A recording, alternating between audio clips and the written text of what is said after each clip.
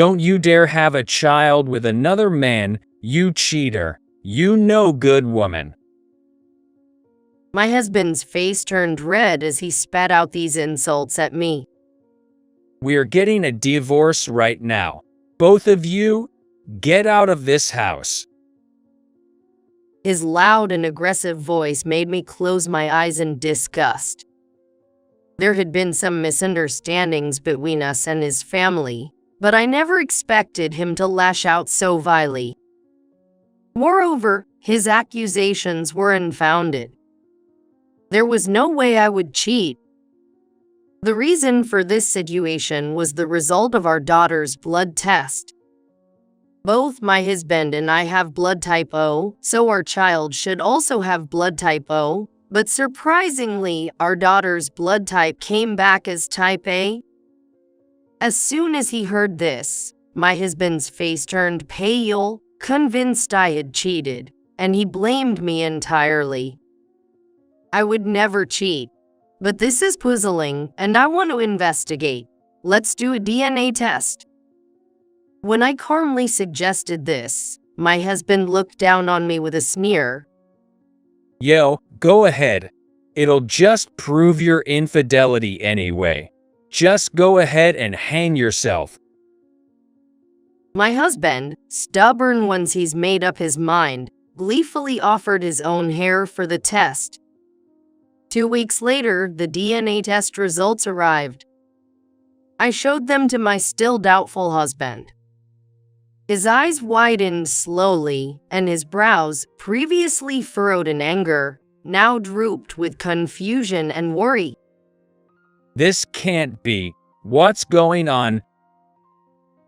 Looking him straight in the eye, I said calmly, I don't know, but you wanted a divorce, so let's proceed with that. And we should tell your parents about this. They'll understand the truth. My name is Michelle. I'm 28 years old. I work for a company that deals in household goods in the HR department. I met my husband, Kevin, at a gathering through mutual friends. He works in a family-owned tech business with his parents.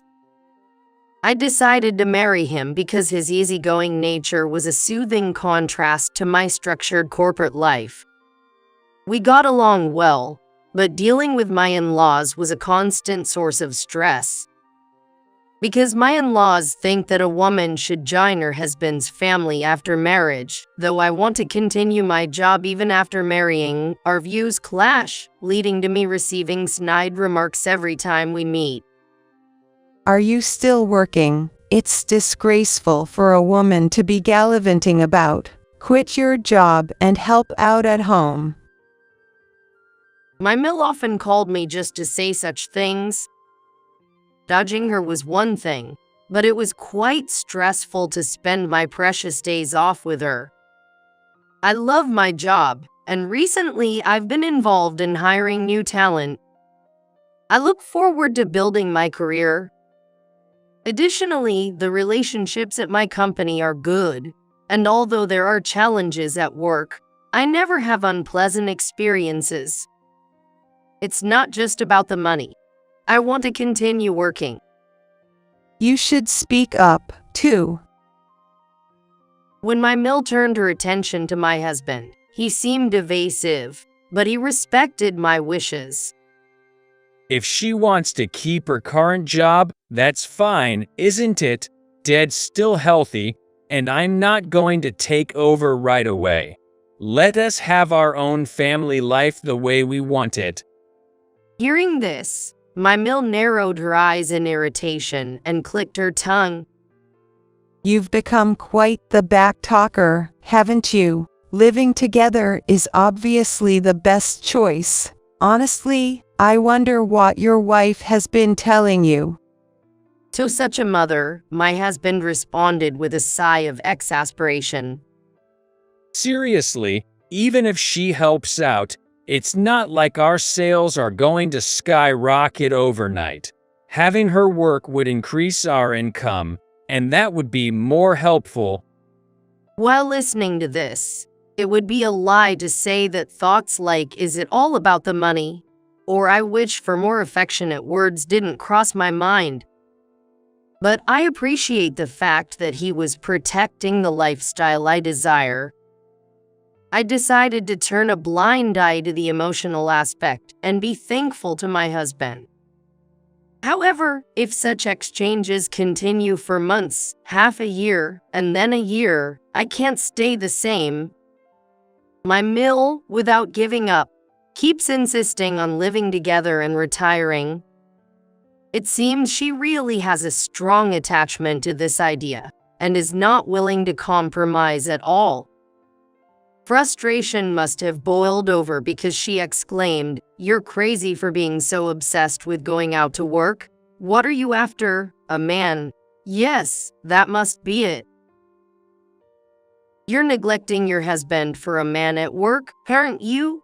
How disgusting. That's just filthy," she ranted, letting her imagination run wild and working herself into a hysterical state. Calming her down was tough, and it took effort to placate her with tea and snacks. Of course, my husband never believed her fantasies. But he seemed to grow wary of Mimel's constant nagging and tantrums, and he no longer stood up for me as he used to. Look, if it's going to upset Mom this much, shouldn't we just give in? You must be stressed out with her raging all the time, Michelle. Eventually, I'll take over the business anyway, and it might be quicker to just quit your job and live with my parents. Kevin murmured this while looking down at the dining table. After finishing, he held his head in his hands and sighed deeply. I can understand how he feels caught in the middle and tormented between his mother and me. However, I was shocked to lose the support of someone who used to stand by me. Why? Why would you say that too? I stopped washing dishes and appealed to him in a tearful voice. Why, you ask? You see how my mother is. I'm tired of being constantly attacked by her just for continuing our current life. And you must be tired of it too, right? We've been dealing with the same thing for over a year now. Do you still want to keep working despite that? Indeed, I had reached my limit with the escalating sarcasm and verbal abuse from my mill. But my job is an important part of my life. I really don't want to let it go. And considering my mill's nature, living together could just start a new phase of harassment. Yes, but you're her son, right? I want you to convince her. You said it was beneficial for us to have my income. Don't just cave into your mother. There's no guarantee that living together will solve everything. Tears were welling up in my eyes, but at the same time, I was clenching and trembling my fist. As well as feeling sad about my husband's betrayal, anger was bubbling up inside me. Then, Kevin, clearly irritated, slammed the newspaper on the table and stood up abruptly. Enough already. That's old news. Sticking to the same opinion won't solve anything. You're stubborn and selfish. Wait, you say what suits you and flip-flop when it doesn't. That's dishonest. I retorted strongly as he tried to leave. Our day ended with such argumentative exchanges. I was exhausted and went to bed early, leaving the chores half done. Why had things come to this? The issue with my mill was bad enough, but what was really painful was how my husband's attitude has changed. If he drifted away, I would be completely alone and unsupported. Feeling utterly alone with no one to support me, I had to stand firm in my beliefs, which was an incredibly daunting experience.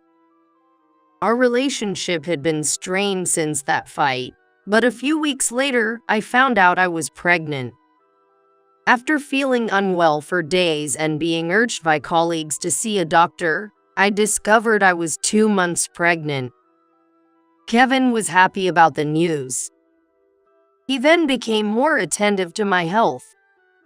If it's a boy, he could be my heir. If it's a girl, I hope she's as cute as you. Michelle, you've been managing both work and household chores, but this is an important time, and you shouldn't overdo it. Moved by his kind words, I was touched for a moment. But just when I thought everything was going well, my husband bluntly said the very thing I didn't want to hear. Yeah, how about you resign now? Work might be too much during pregnancy, and this is a good chance. If we live with my parents, my mom will take care of everything so you can relax. I felt my head heat up with anger at his words. Had he forgotten all our discussions and arguments? How could he say such a thing with a smile? Don't be absurd. This is not a good opportunity. It's like you're using the baby to force me into compliance. We didn't have a child for that reason, did we? I'm not quitting my job. As I ranted, Kevin looked troubled. Calm down.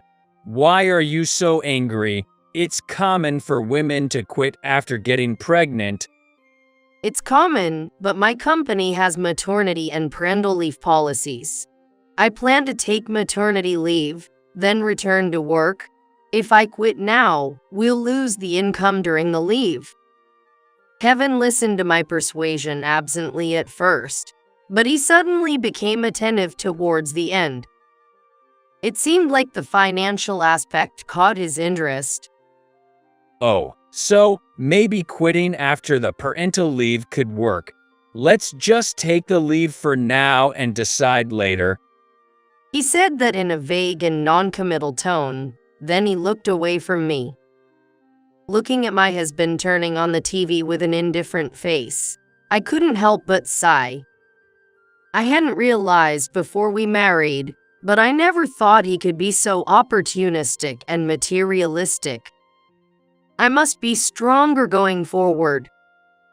A few months later, I went back to my parents' house for childbirth. I wanted to avoid any interaction with my in-laws and Mill around the time of the birth. My parents were very worried when I told them about my Millen husband, and they were even angrier at my husband than I was. You can't trust someone whose words change so frequently. You absolutely shouldn't stay with him. If this continues, it might be worth considering a divorce. My mother must have been really upset about my husband, for she spoke in a low voice while forcefully handling the knife she was using to cook. Even I, who had actually had a big argument with him, felt overwhelmed by her intensity. Thank you, but he's not a bad person as long as his mom and family don't interfere. Life will change once the baby is born, so I want to wait and see how things go. I said this, and my mother sighed worriedly. You're patient, which is good, but you tend to bottle things up. If it gets too much, you must tell us immediately, okay? Yes, I understand. I felt my mother's strong love as I said this, and months later, I gave birth to a healthy baby girl. We named our daughter Miriam. I continued to live at my parents' home, preferring it instead of being near my in-laws. And after a year, when I found a daycare, I returned home and resumed working. During my stay at my parents' home, my husband visited occasionally to see our daughter, but we never discussed living together with his parents or resigning from work again. Rather, both of us avoided the topic. My mother never showed her anger in front of me but pressed him indirectly. Now that the family is growing with the birth of the child, please support Michelle and the child properly. While emphasizing please take care of them, she exerted pressure indirectly. Upon returning to the house where I lived with my husband, I found that neither he nor my Mill had changed, and Mill would barge into our home to see her grandchild and berate me, saying, "Enough is enough. How can a woman who has given birth not live with her husband's family and still keep working? There's a limit to being stubborn." As for my husband, he would just make non-committal remarks like, "Well, parenting has its ups and downs. It will all work out eventually," brushing everything off with casual comments. And just like that, 2 years flew by. My daughter's growth was remarkable. She could then walk around freely and has even started to talk a bit. I continued working part-time while sending my child to daycare, without living with my in-laws. My husband seemed too accustomed to both his mother's tirades and my arguments, merely watching TV impassively during our disputes. I no longer had any expectations of him. I hoped that someday, with my own strength, I would be able to convince them, and I was waiting for the right moment to do so. One day, my daughter Miriam fell ill.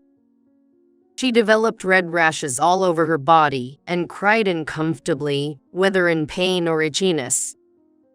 Realizing the seriousness, I took emergency leave from work and rushed her to the hospital. They suggested a blood test just to be cautious, so I requested the necessary tests. When asked about her blood type, I said we didn't know, so they included it in the tests. I thought it was unnecessary, but the doctor recommended it as a precaution, so I reluctantly agreed. The diagnosis revealed that the rash was atopic dermatitis, and specific medication was prescribed. It was good to understand the inflammation and how to treat it, but the issue was the blood type revealed by the test. My husband and I are both type O, and logically our child should also be type O.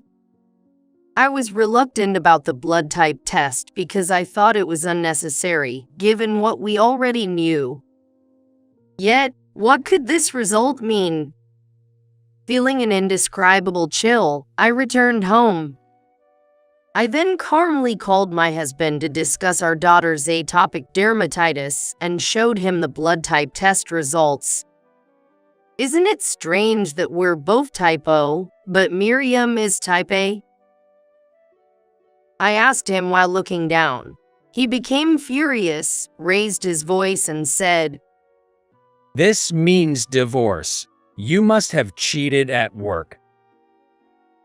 Shocked by his aggressive manner, I flinched. "Wait, this is just a report. There might be a mistake in the test results." "No way. Having a child with another man, how? My mother said your obsession with work was because of another man, and she was right. Pretending to be a career woman while messing around with men, what a player." My husband, with his face turning bright red and spitting, hurled insults at me. Overwhelmed by the loudness and violence of his voice, I felt a deep revulsion and instinctively closed my eyes. The harshness of his words and his baseless accusations filled me with disgust and shock. "Stop talking like that. I would never cheat. You know I've been going back and forth between work and home every day. Don't you trust your own wife?" There's no trust or crap to talk about. The test results here say it all. Kevin yelled, aggressively slapping the paper with the test results. It seemed like we were completely failing to communicate. I had completely misjudged my partner. That was a painful realization to me. I won't raise someone else's child. I don't even want to see the face of a child born by such a worthless woman.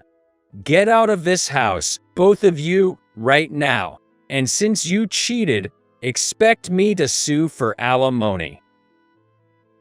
His shouting filled the house, waking Miriam in the next room, who started crying.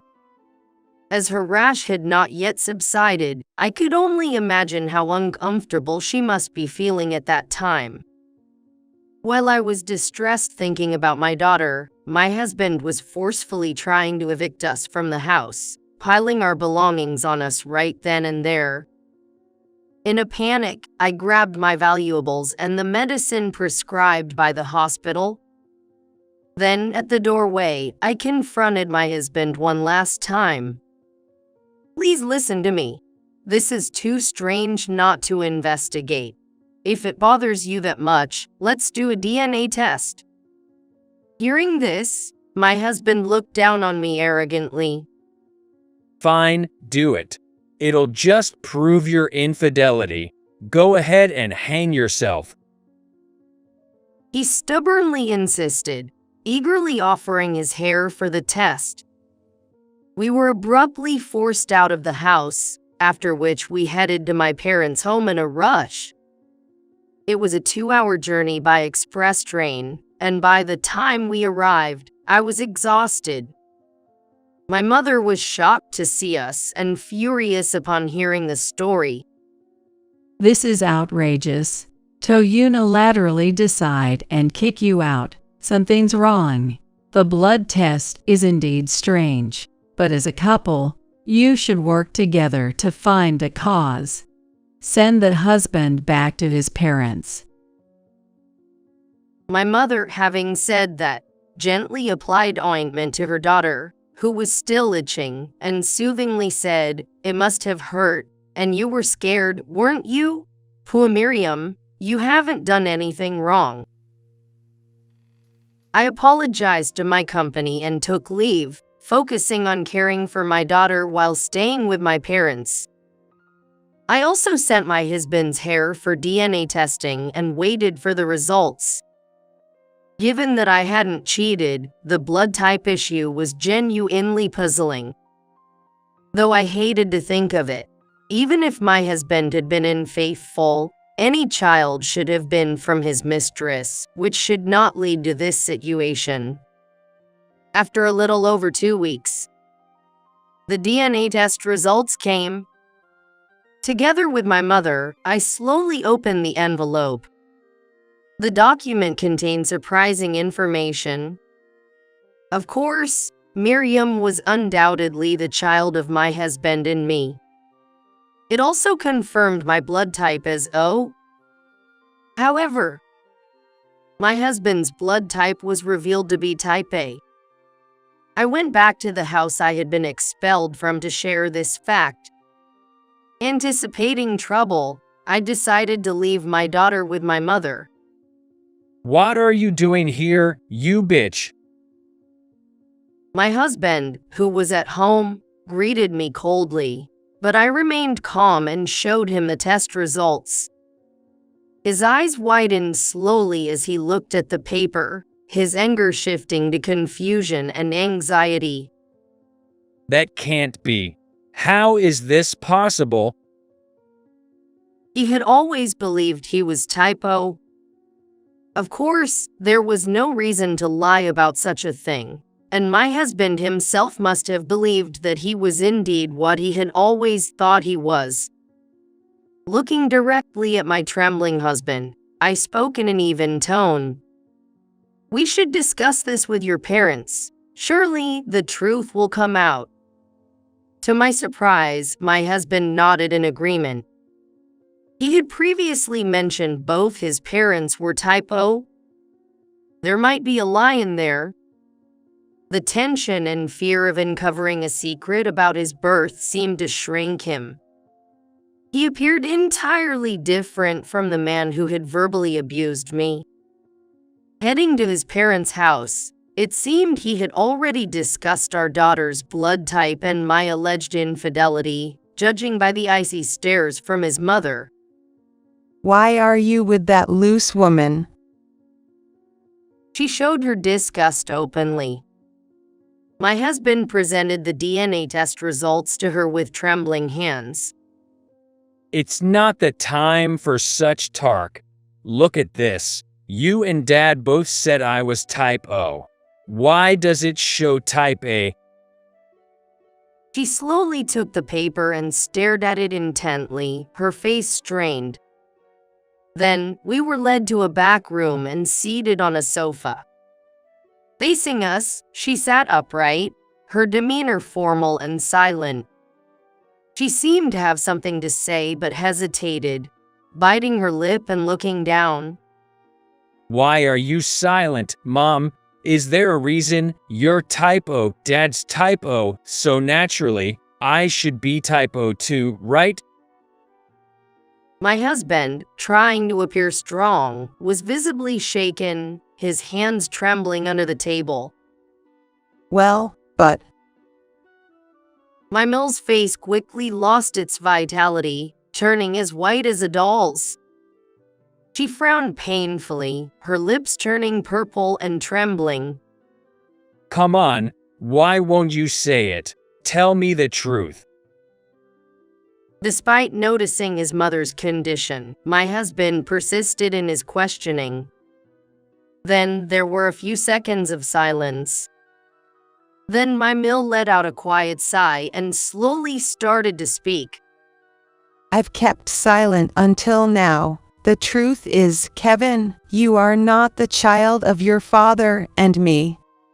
Understandably, my husband was greatly shaken by this sudden revelation. What? No way. What do you mean? Naturally, Kevin was greatly flustered by sudden confession.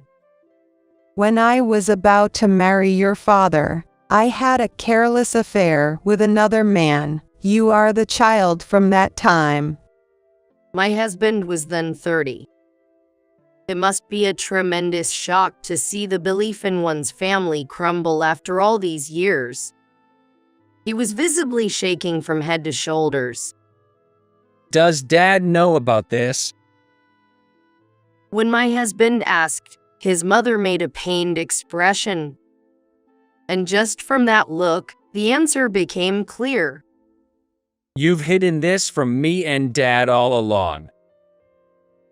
My husband, mouth agape and on the verge of tears, continued to stare at his mother. She shed a single tear. Kevin, it's true that we raised you dearly as our own child. She had an affair shortly after her marriage and became pregnant with that man's child, continuing her life while deceiving her family that the child was her husband's. Yet, she maintained her love for her son throughout. Even if you say that, I can't accept it. So, was your affair partner type A? Why hide such an important thing?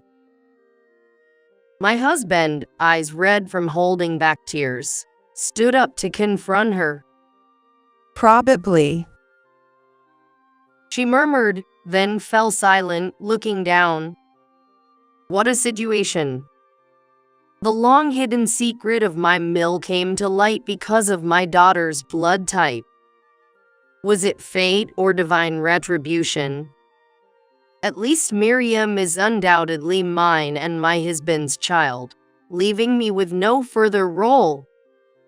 I was ready to watch the unfolding scene. Can this really happen? True, I never verified my blood type through testing. I've always been healthy since childhood, so I never needed to. I had no choice but to believe Mom when she said I was type O. I truly am sorry. At that moment, my Mill responded meekly. Quietly, the door to the room opened. I've heard everything.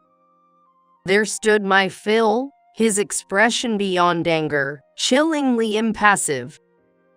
He also had recommended letting me into the house and would make snide remarks whenever we met, but I didn't interact with him much because my Mill's extremism was too dominant. His face, usually concerned about his business's future, now expressed a feeling of betrayal and disappointment towards my Mill's concealed infidelity. Hey, is it true that Kevin isn't our child? My Phil asked in a low voice.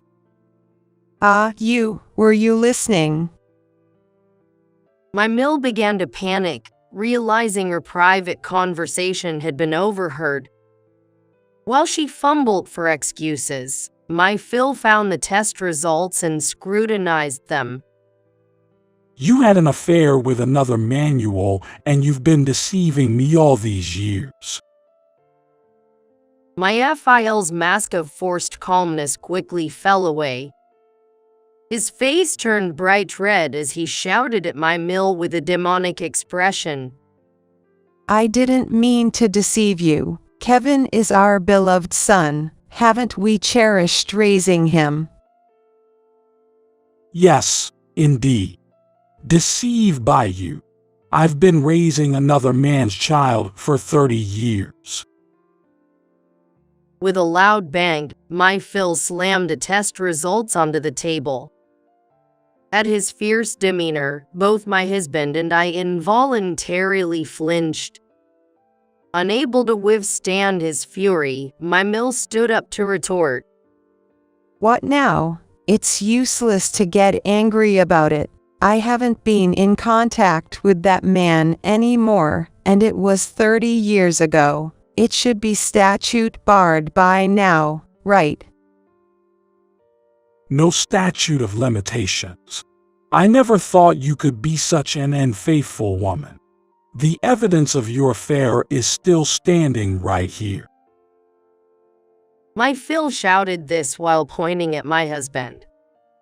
Caught in the shocking quarrel between his parents, my husband was speechless. Given this revelation, I will end our marriage. We're getting a divorce. And you, Kevin, if you're not my son, don't ever cross our threshold again.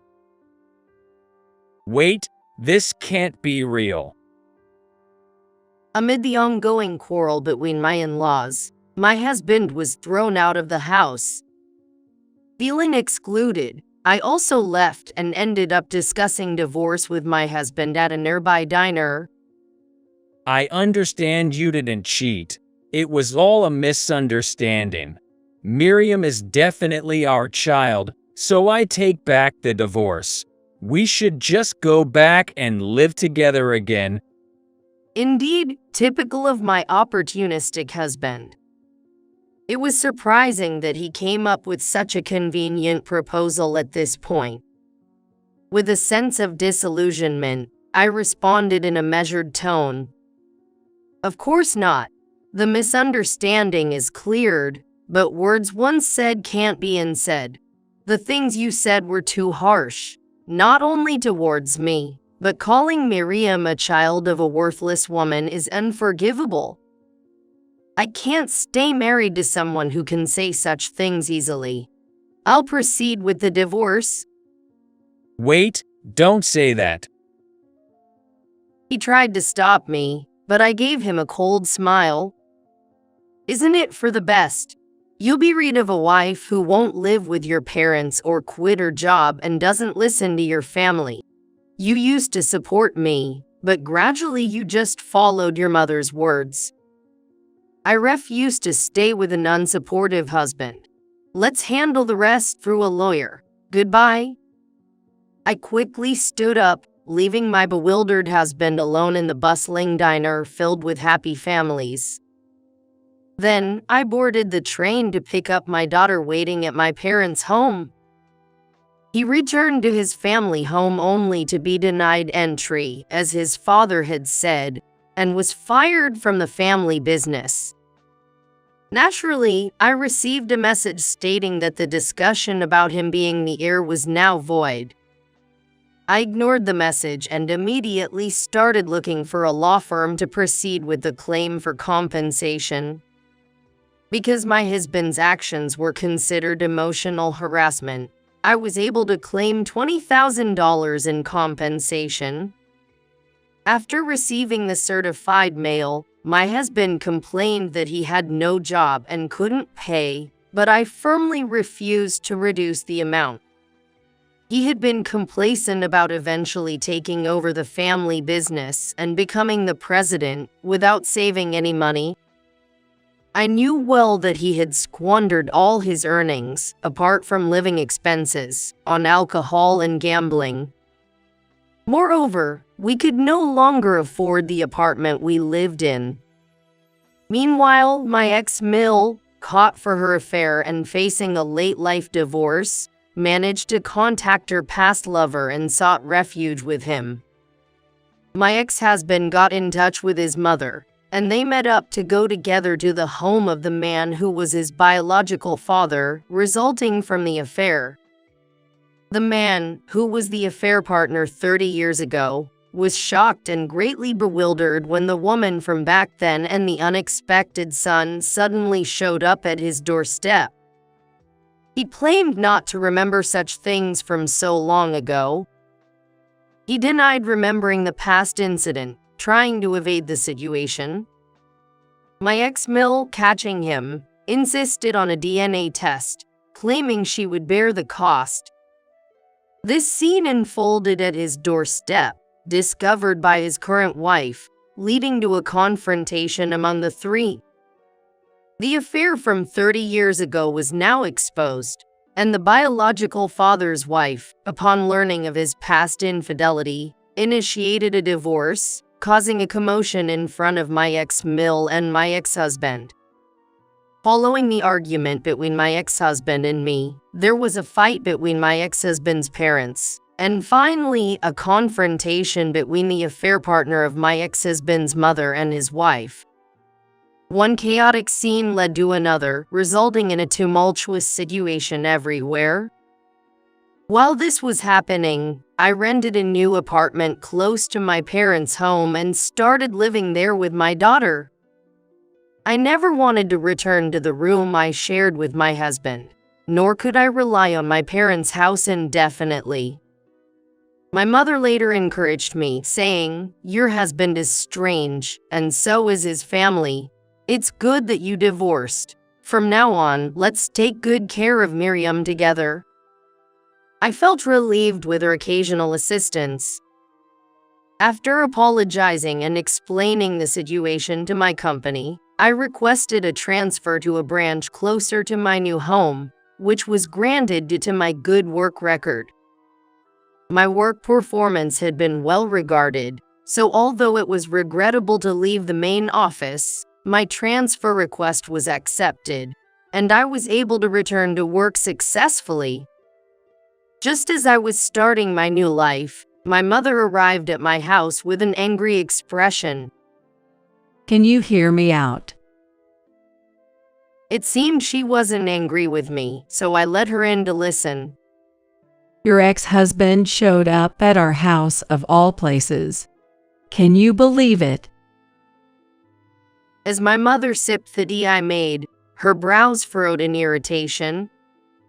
I felt a sense of disgust at his shamelessness and sorry for the trouble caused to my parents' home. He said he's unemployed and can't pay child support, so he came begging to you for help. When I told him you've already started a new life, he turned pale and trembled, shamelessly asking us for money too. He was so disgraceful that I quickly threw him out. After venting, my mother seemed relieved and drank her tea quickly. "I'm sorry for causing trouble even to you, Mom." When I apologized, she gave me a generous smile. It's okay. It's all over now. I warned him that I'd call the police if he came again, so he won't bother us anymore. You should forget about it quickly and focus on doing your best for yourself and Miriam. My mother said this and gently tapped my shoulder. Encouraged by her warmth, tears welled up in my eyes. By the way, my mother is genuinely typo. Afterward, I received messages and voicemails from my ex-husband almost daily. It seems that my ex-husband, his mother, and her affair partner, all ousted from their respective homes, ended up living together out of necessity. When I saw the messages, I couldn't help but laugh at the bizarre combination. However, it was clear that those who had caused such turmoil couldn't possibly live together harmoniously. Indeed, it seemed none of them were getting along. He turned to me for help, brazenly seeking assistance in his audacity. I ignored everything and blocked his accounts and phone numbers. Yet, my ex-husband's refusal to accept reality persisted. Then, he even went so far as to show up at my current workplace. Fortunately, he never got the chance to confront me. Haunted by the repeated harassment, I had discussed his behavior with my company, which had taken preemptive measures. The moment the entrance surveillance cameras captured his presence, an alarm sounded throughout the office. I watched his actions through the office monitors. He was startled by the alarm and ran away from the approaching security guards. Witnessing my ex-husband's obsession, my coworkers unanimously sympathized with me and promised to prevent him from coming near in the future. Following that incident, another person visited my company. Surprisingly, it was my ex-Mill, with whom I should have had no connection. Unfortunately, she arrived during my lunch break when I was out of the office and confronted me in the hallway. Finally found you. You need to take responsibility for once. Her voice echoed in the office corridor. A passerby employee looked on with concern as someone from outside the company angrily confronted me, distorting her face in rage. "What do you mean, suddenly? Why have you come to my workplace?" As I stood bewildered, she, now considerably more haggard and pale than before, began to shriek at me in a shrill voice. Of course, it's your responsibility. If only you hadn't looked into things like blood types, if you hadn't done that DNA test, none of this would have happened. Your unnecessary actions have ruined everything I've built up. Now it's all a complete mess. Despite her own infidelity and decades of silence, she tried to shift the blame onto me. As she lunged at me, security detained her. The situation quickly escalated to the point where the police were called. Strangely, my ex-husband was also present, seemingly watching from the shadows, and it appears they were both taken in for questioning together. I desperately wanted them to stop. I had already begun a new life and was completely severed from my ex-husband through divorce. "I'm begging you, just let me live a peaceful life," I thought to myself as I headed home the next day. Just like the previous day, there was someone lurking in the hallway at the office.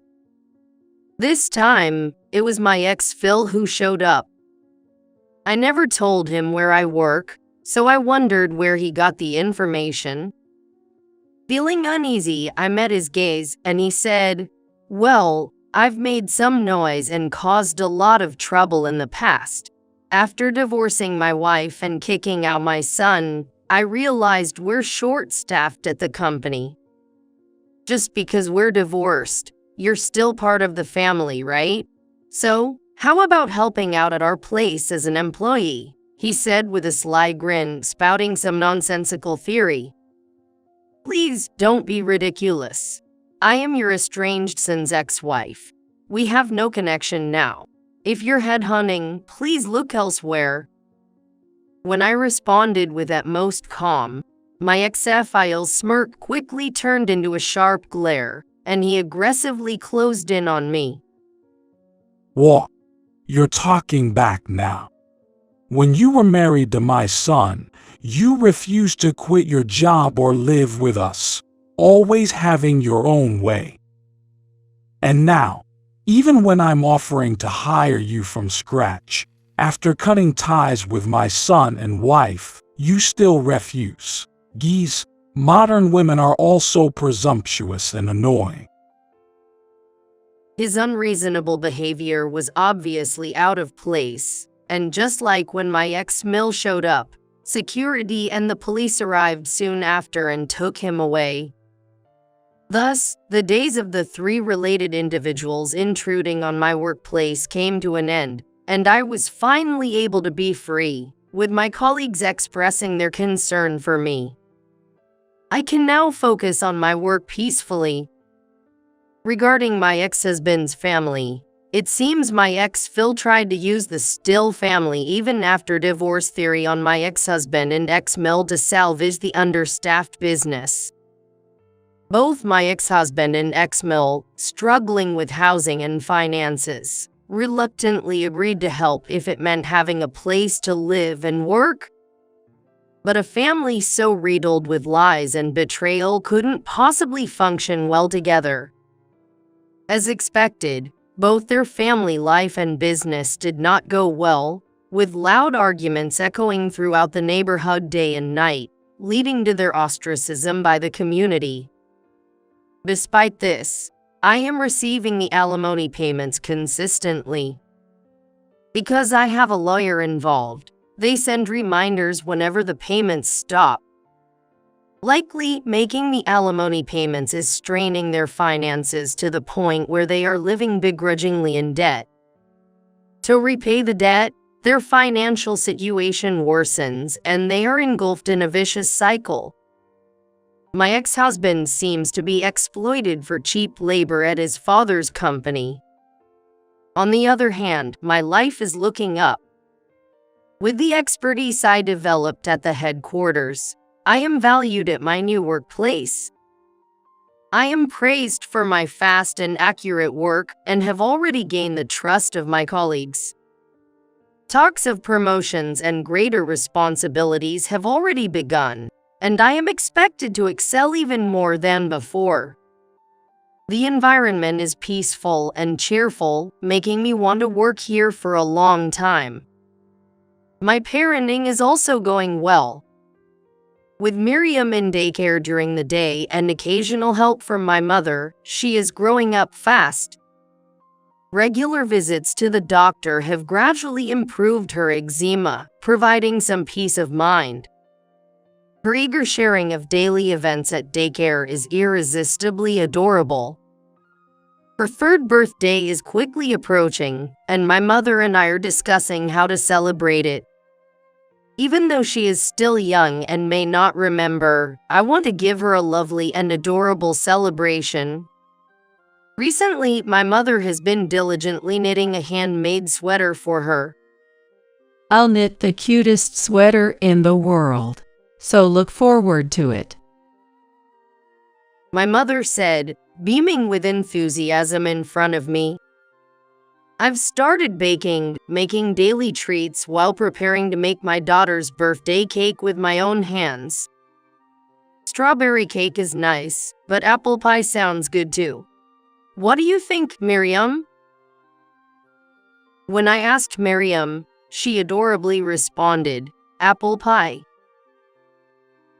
Her cuteness made me smile involuntarily.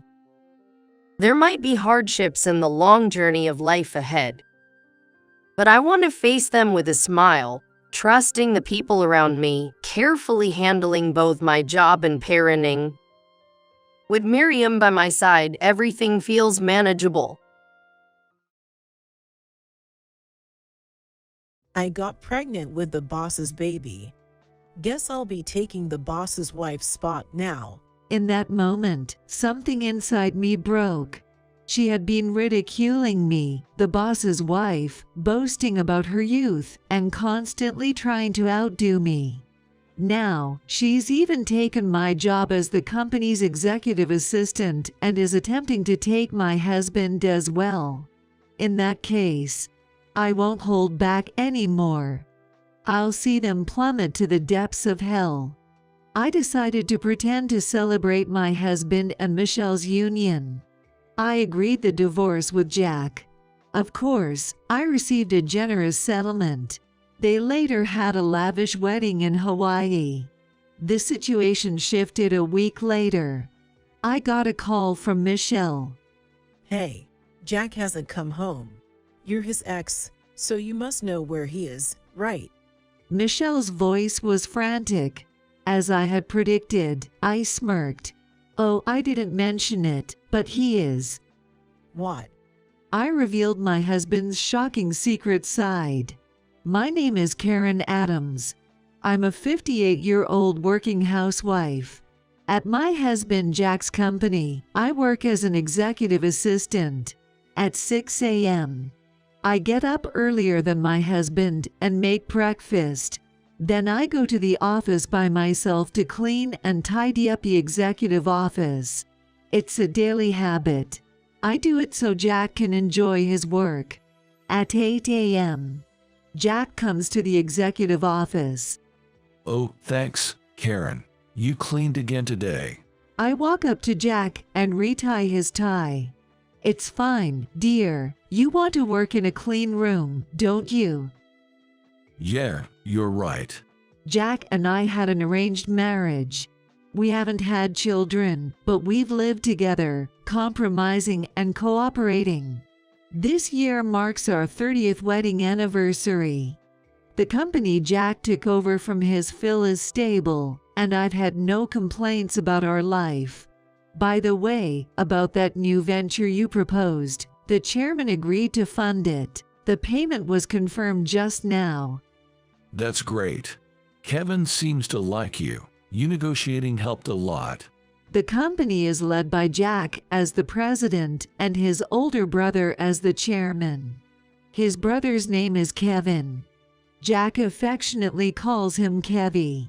Speaking of which, didn't the chairman fund another project you proposed before? Aren't you going to proceed with that? When I lightly asked, Jack seemed a bit irritated. That's okay. I'll handle it. I see. You have the whole day free today, right?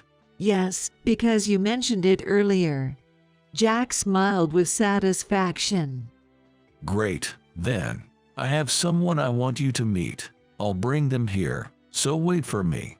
Okay. The person he wants to introduce. I felt a sense of unease at the sound of those words. Soon, I could hear laughter coming from the hallway. It was Jack's voice and another, belonging to a young woman.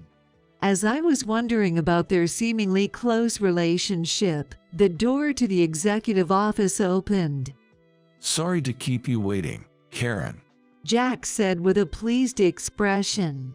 However, I was too stunned to respond to Jack, fixated on the woman standing next to him. She is a very young woman. Her hair was a shade of blonde, almost golden, wearing a miniskirt that revealed her thighs and a camisole with a plunging neckline, as if she was dressed for a night out. Yet, she wore it so well that I found myself marveling. So this is youth. This is Michelle Smith. She's going to start working here today. Pleased to meet you. I was dumbfounded. Is he kidding me? My husband introduced me to the younger woman. Just this event alone is bad for my heart, and to add, we're not even hiring new graduates. Excuse me, I hesitate to ask you, but how old are you, Michelle? She is 23 years old. I met her at a bar with some friends, and she came up to talk. We hit it off, and her youthful energy was refreshing. Don't you think her presence will boost our team's motivation, do you? No, yes. He might be serious. Faced with Jack's glowing expression, I was at a loss for words. So, Karen, could you teach Michelle the ropes? Wait, she's going to work as a general employee, right? Then, perhaps someone else. Oh, I forgot to mention. We're moving to a two-person secretary team. So, I'd like you to teach her about being a secretary. A two-person team, is that necessary? Come on, you're getting on in years. It might be good for you to pass some work on to the younger generation. Jack's light-hearted laughter stabbed at my heart. Getting on in years, that way of putting it. All right then, I'll leave it to you. I've got some errands to run outside. Take good care of her, will you? With that, Jack left the executive office, leaving me and Michelle behind. I took a deep breath to calm myself. Once Jack makes up his mind, he charges ahead. Then, inevitably, he fails and ends up regretting it alone. This had happened often in our marriage. It was pointless to say anything now. For now, I'll just do as he says. It's bound to fail anyway. Hey, Mrs. Karen. Michelle tapped my shoulder. Yes. How old are you, Mrs. Karen? Feeling it would be wrong not to answer after asking her age, I told her the truth. I'll be 58 this year. However, my honest admission seemed not to reach Michelle. What? You're the same age as my grandma. You might drop dead any moment. And yet you're still working. That's kinda sad. I forced a smile. I like my job. It's not sad at all. Oh, I see. It's the boss who's to be pitied, right? Whether he's at home or at work, he's stuck with the old lady all the time. Really, poor thing. Her words kept coming one after another, making my face tense up. Excuse me, what exactly are you trying to say? What? Don't you get it? I guess it's true what they say about getting slower with age. Michelle sighed heavily and stated bluntly. It means I, being young and beautiful, have a higher status than an old lady like you. You get that, right, Mrs. Old Lady? Her smiling face as she said this sent shivers down my spine. I couldn't stay silent any longer. You really need to learn some common sense. Oh, did I make you mad? Or are you going through menopause or something? What did you say? See, you get angry so quickly. If you get this upset over such things, how can you keep working? Plus, menopause makes you sweat a lot and get out of breath, right? LOL, it's pathetic to try so hard. Maybe it's time you retired. As I stood there dumbfounded, Michelle suddenly laughed and whispered in my ear. Maybe it's time to retire as the president's wife, too. I shuddered. This person intended to take Jack away from me. I raised my voice without thinking. That's enough. I can't teach someone with your motives any work. Leave the company now. I expected an argument, but Michelle just stared at me, and tears streaming down her face.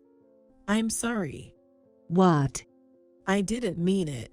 I just wanted to get along with you, and joked, but this is too much, too cruel. Michelle collapsed to the floor, sobbing. She looked like a tragic heroine. I'll leave this company. Thank you for everything up to now. Michelle rushed out of the room. What on earth is happening? I was so shocked by the sudden turn of events that I was left speechless for a while until Michelle returned, red-faced, with Jack. What the hell are you doing? Jack's sudden shout made me tremble. What's going on, dear? I heard from Michelle. You yelled at her. But she was saying such terrible things. Don't lie. I've been listening to her conversation. What? To my astonishment, Michelle had recorded our argument on her smartphone. The recording began with me scolding Michelle, giving the impression that I had suddenly started berating her for no reason, making her cry. So that's why she apologized so readily, even with sobs. I bit my lip in frustration. Don't you believe me? Believe. Michelle came to me crying about what you did. There's even a recording. It's clear whose words have more credibility. A secretary who bullies employees is fired as of today. What? I was in disbelief. I had supported Jack at home and in the company all this time. And now, he was choosing Michelle, who had just joined, over me. Wait, then who will do the secretary's job? It's obviously going to be Michelle. That's impossible. And what about Macau, you know? I caught myself, realizing what I had just said. I tried to phrase it in a way that only Jack and I would understand. You know, about your hobby. I can handle that myself. I prefer the pure and cute Michelle over you, who lies to me, the president. Besides, isn't a young and beautiful girl like her more suitable for me than you, who are older? Jack squinted his eyes happily and looked at Michelle next to him. Michelle looked up at Jack with adoring eyes and flashed a brilliant smile. Then, when she turned her gaze to me, she stuck out her tongue slightly, taunting me. I protested repeatedly to Jack, but he refused to listen. The job of a secretary is not easy. Despite my arguments that it would be too difficult for Michelle, he only returned with overly optimistic responses, saying I was exaggerating or that we wouldn't know until we try. He must fancy himself a knight protecting his princess. I was speechless at his irrational excitement, not befitting someone who runs a company. Eventually, Jack threw away my personal items from my workspace. In their place, he arranged a brand new desk and cute, youthful stationery for Michelle. It's all in vain. Realizing this, I thought, I don't want to waste any more effort, and left the company. However, Jack did not return home that night, and he didn't respond to my messages either. I thought it was out of spite towards me, but as a week, a month, 3 months passed, I began to feel anxious. Then, one day, I was summoned to the company by Jack and headed to the president's office. Maybe he finally realized how difficult the secretary's job is. Is he thinking of firing Michelle and calling me back? With a glimmer of hope, I knocked on the president's office door. Come in. As I opened the door, I was greeted by an unbelievable sight. Jack, smiling happily, was holding hands with Michelle. They both looked at me and laughed gleefully. It's been a while, Karen. We have some big news today. What is it? Actually, Then, Michelle put her hand over Jack's mouth. Let me say it, okay? I want to thank your wife too. Right. Jack nodded deeply, and Michelle said to me with a beaming smile. We're getting married. Karen, you cared for my husband for a long time till now. What? As I stood there, stunned, Jack chuckled awkwardly. Yeah, I thought there's no point in hiding it. I'm thinking of starting a second life. You're old now. It's better for you to live quietly alone. What is that supposed to mean? How dare you? I felt as if all the blood had drained from my body. Wait, Karen, the story isn't over yet. Here is a gift for you. I even made a copy at a library just for you. Michelle handed me several sheets of paper. They were black and white printed photos. Seeing them, I almost felt sick. This ultrasound picture, does it mean? Michelle nodded slowly and gently stroked her belly. As she came closer, she whispered in my ear. I got pregnant with the president's baby. The spot as the president's wife is mine now. At that moment, something inside me snapped. She had been ridiculing me, boasting about her youth, and constantly trying to one-up me. Now, she's taken my job as the company's executive assistant and is attempting to take my husband as well. Well, no more holding back. I'll see them plummet to the depths of hell. I decided to pretend to bless Jack and Michelle's union. I agreed the divorce with Jack. Of course, I received a hefty settlement. After that, they had a grand wedding in Hawaii. This situation changed a week later. I received a call from Michelle. Hey, Jack hasn't come home. You're his ex-wife. You must know where he is, right? Michelle's panicked voice. As expected, I smirked. Oh, I didn't say, but he has. What? I exposed my husband's terrible secret. He has a favorite hobby. He's probably in Macau right now. Macau. Haven't you heard? There's a big hotel in Macau with a casino. Jack always goes there whenever he has free time. Michelle gasped. So that means. Yes, Jack is probably indulging in gambling right now. I managed his schedule so he wouldn't get too caught up in it. I guess the new secretary didn't know. He didn't want to show his bad side of wasting earned money on gambling. Michelle was so shocked she couldn't say anything. I chuckled. I'm actually thankful to you. What? Jack got into gambling in the last few years, introduced by some new business associates. What does that have to do with anything? Before you came along, I still had some feelings for Jack. I was worried about him falling further, but now I've completely let go. Taking in such a worthless man, and even giving me a generous settlement, there couldn't have been a better opportunity. Thanks to you, I can enjoy my second life. I laughed heartily. From the phone came heavy breathing. Don't mess with me, you old hag. Getting all high and mighty. Well then, goodbye. You're going to have a hard time, Mrs. President. I said sarcastically, ignoring Michelle's ranting on the other end, and hung up.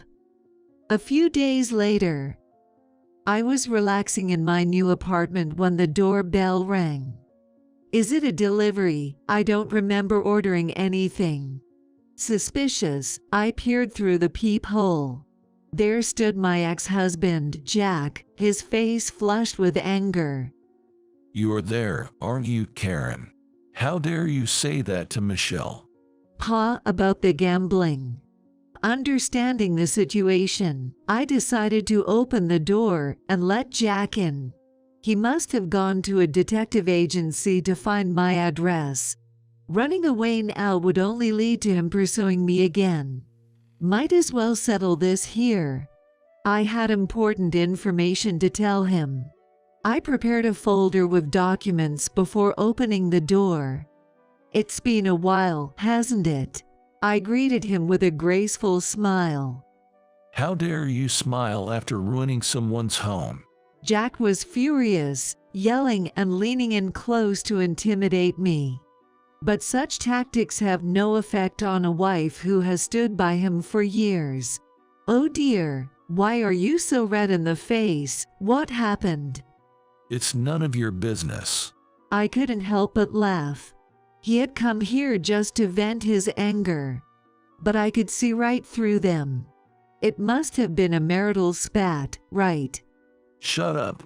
Michelle must not be thrilled about you spending most of your income on gambling. She managed your salary, and you were put on an allowance system, weren't you? Jack froze in shock. How? How did you know that? Did you bug me or something? His serious questioning made me burst into laughter. Because we had the same conversation before, when your gambling was discovered, and you said, "What's wrong with spending my own money on my hobbies?" I bet you said the same thing to Michelle, and after fighting with her, you're taking it out on me, aren't you? Jack bit his lip and clenched his fists, falling silent. Don't underestimate the wife of 30 years. I thought to myself as I looked at the frustrated Jack. I want you to appreciate that I was your secretary. I expertly managed your schedule to minimize your gambling time, to prevent your downfall. I wonder if a naive 23-year-old like Michelle can do that. Well, that is. Well, you'll have to make do, won't you? Especially now that you're having a baby. Baby. The moment I mentioned the word, Jack's face lit up. What a predictable man. Yes, that's right. Michelle and I are having a child. Unlike you, who's infertile, she can bear me a successor. You've lost as a woman. Jack looked down on me triumphantly. Well, that's good for you. We're happy. Stop trying to ruin my family. I came here today to warn you. Jack pointed at me sharply. I tilted my head, feigning innocence. Me, ruin your family? I have no such intention. In fact, I'm here to help you. Help me. Confused, Jack gaped at me. Did you go to the obstetrician with Michelle? What? That's a place for women. Michelle said she wanted to go alone, so I didn't accompany her. You've seen the ultrasound photo, right? The glossy, thick paper, photo paper. No, what I saw was on regular thin paper. I thought so. I presented Jack with several photos from the clear folder. Grainy, black and white photos. They were ultrasound images of a baby. Jack's eyes widened. Is this supposed to be your pregnancy? Of course not. This is what Michelle gifted to me. She's quite prepared, isn't she? Printing these off the internet for me. The internet? To a puzzled Jack, I handed over a piece of paper. It was a printout of a certain SNS article. It was written 2 years ago. It was a pregnancy announcement, complete with ultrasound photos. Compare these photos. Notice anything? After looking back and forth between the photos and the article, Jack's face turned pale. Wait, it means... That's right. I overlaid Michelle's ultrasound photo with the article's photo, holding them up to the light. From the noise to the baby's silhouette, they match perfectly. Ever heard of image search? It's a feature that searches the web for images similar to the one you have. That's how I found this SNS. She must have copied the entire article and cut out the photos neatly. So, the baby... Jack's face went completely white, looking as though he was about to collapse. I decided to give him the final blow with one more statement. It's all the lie. There's no one in her belly. Jack collapsed to his knees. No way. She wouldn't lie about something like that. It's impossible. After everything I bought for her, designer clothes, bags, even an expensive engagement ring. Jack vented his middled emotions by repeatedly pounding the floor with his fist. His pathetic state almost made me smile. It's unfortunate you can't become a father. If you think about it, considering your age, it's dubious whether you're even capable of fathering a child. Believing that just because she's young, she would get pregnant was a naive thought. Oh, my. Find out the truth from Michelle directly. I'll call her over for you now. Jack probably didn't even have the energy to argue. He remained silent and slumped. I called Michelle to the apartment. Soon, the doorbell rang, and I opened the door. Upon seeing Jack and me together, Michelle screamed. What are you doing here? Trying to steal Jack back from me? That's not it. Haven't I said I'm grateful to you? I have a baby in my belly. You can't break us apart. Michelle yelled triumphantly, not listening to me. She stepped into the room with her shoes on and gently embraced Jack's shoulder. Are you okay? Let's go back and talk about money again. I'll manage the salary, okay? We'll overcome this trial together because in my belly is... Shut up. Jack slowly stood up. He stared at Michelle and spoke quietly. The pregnancy is the lie, isn't it? Michelle's face contorted visibly. What? What are you talking about? Tell me the truth, Michelle. I am pregnant. I showed you the ultrasound photo. Our baby is the fruit of our love. Denying that is cruel. Michelle sat down on the floor, sobbing. However, she quickly looked up and glared at me. Karen must have poisoned your mind. Jealous because you're old and I'm young and beautiful. Michelle huffed in arrogance. I just laughed in return. Is that all you have to say? What? Hey, Jack, let's just go home. Come on. Michelle pulled at Jack's arm. Jack shook her off. That's enough, Michelle. What? Jack presented the blog article copy and the ultrasound photo to Michelle. There's no escaping the truth now. I believed in you. Why did you lie about something like this? When you said you were pregnant, I was overjoyed to tears. Then, Michelle's expression faded. Hey, Jack. What now? Michelle looked up at Jack with teary eyes, trying to appeal to him. I just wanted to test your love for me. I was afraid of being just a fling. That's why I said I was pregnant. Then you said you wanted me to have a baby. Right. I was so happy. Seeing Michelle's beaming smile, Jack seemed somewhat appeased. So, it was because you loved me that you lied.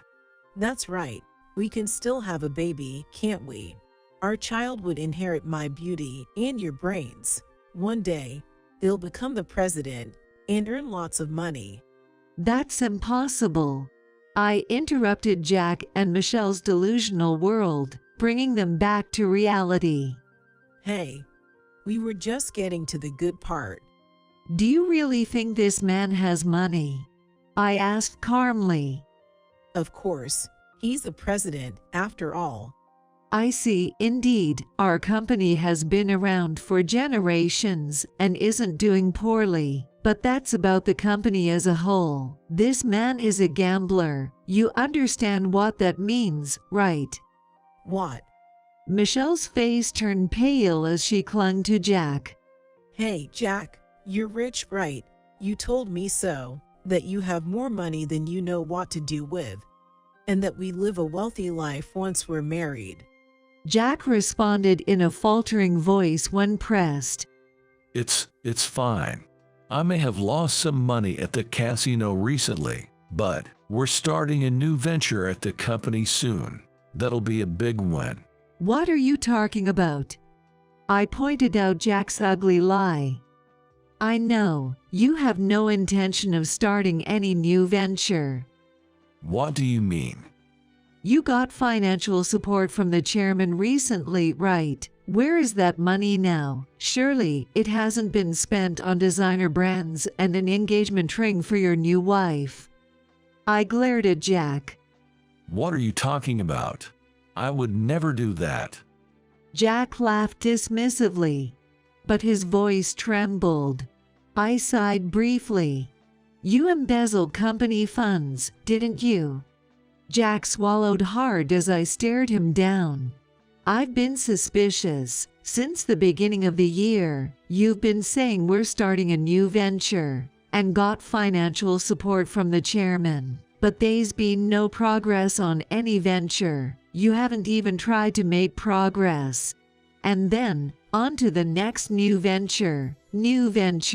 It's strange not to be suspicious. So, I talked to the chairman and decided to get solid evidence. You two teamed up against me. Then, the deposit from Kevy the other day was a decoy. You transferred the venture funds directly into your account. You've been making it hard to trace by using various accounts, but this time you put it directly into your own. What? Were you that desperate for money, trying to prove to Michelle you were wealthy? As I laid out the facts, Jack could only mumble. I delivered the final blow. You're finished. Get arrested and live the rest of your life as a convict. Shut up. This was all done within the family. It'll probably just end with probation. Besides, Kevin will pay the bail. Even if I'm charged, I'll be out soon. Jack tried to reassure himself. Why do you even know about this? You were fired by me. It's none of your business. The chairman told me. Kevy did. Yes, I was hired by him. What? Jack's mouth fell open in shock. I explained calmly. He contacted me right after he heard you'd left me. He apologized for your terrible actions and asked if he could hire me back. I said yes immediately. You didn't know. He kept that from me. That's outrageous. I'm grateful to him. He's put me in charge of schedule management, and my salary is even better than before. As I smiled broadly, Jack gritted his teeth. Damn Kevin. I'll confront him right now. Just as Jack was about to leave, Hey, Michelle grabbed Jack's arm. She pulled him towards her, their faces inches apart. Her expression was demonic. hey, old man. What? Startled by Michelle's unusually deep voice, Jack froze. Michelle took a deep breath and yelled, You deceived me, flaunting your wealth, and then turns out you're just an old criminal. What a joke. I'm sorry, Michelle. Jack, clearly terrified, tried to gently hold Michelle's hand. He looked into her eyes and slowly said, But it's okay. I'll probably get probation and be able to return home. I may be ousted from the company, but we can be happy without money, right? Don't joke with me. Michelle shook off Jack's hand and looked at him as if he was filth. A broke old man like you living with a young and beautiful woman like me. Impossible. I lied about being pregnant to get married. What a waste of time. Nowadays a stain on my family register. The worst. Michelle pushed past Jack and left the room. Michelle. Wait, Michelle. Shut up. Bang! Michelle slammed the door behind her. Jack, abandoned by his new wife, stood at the entrance like a ghost. I spoke to Jack. Please leave. This is my house. Hey, Karen. What?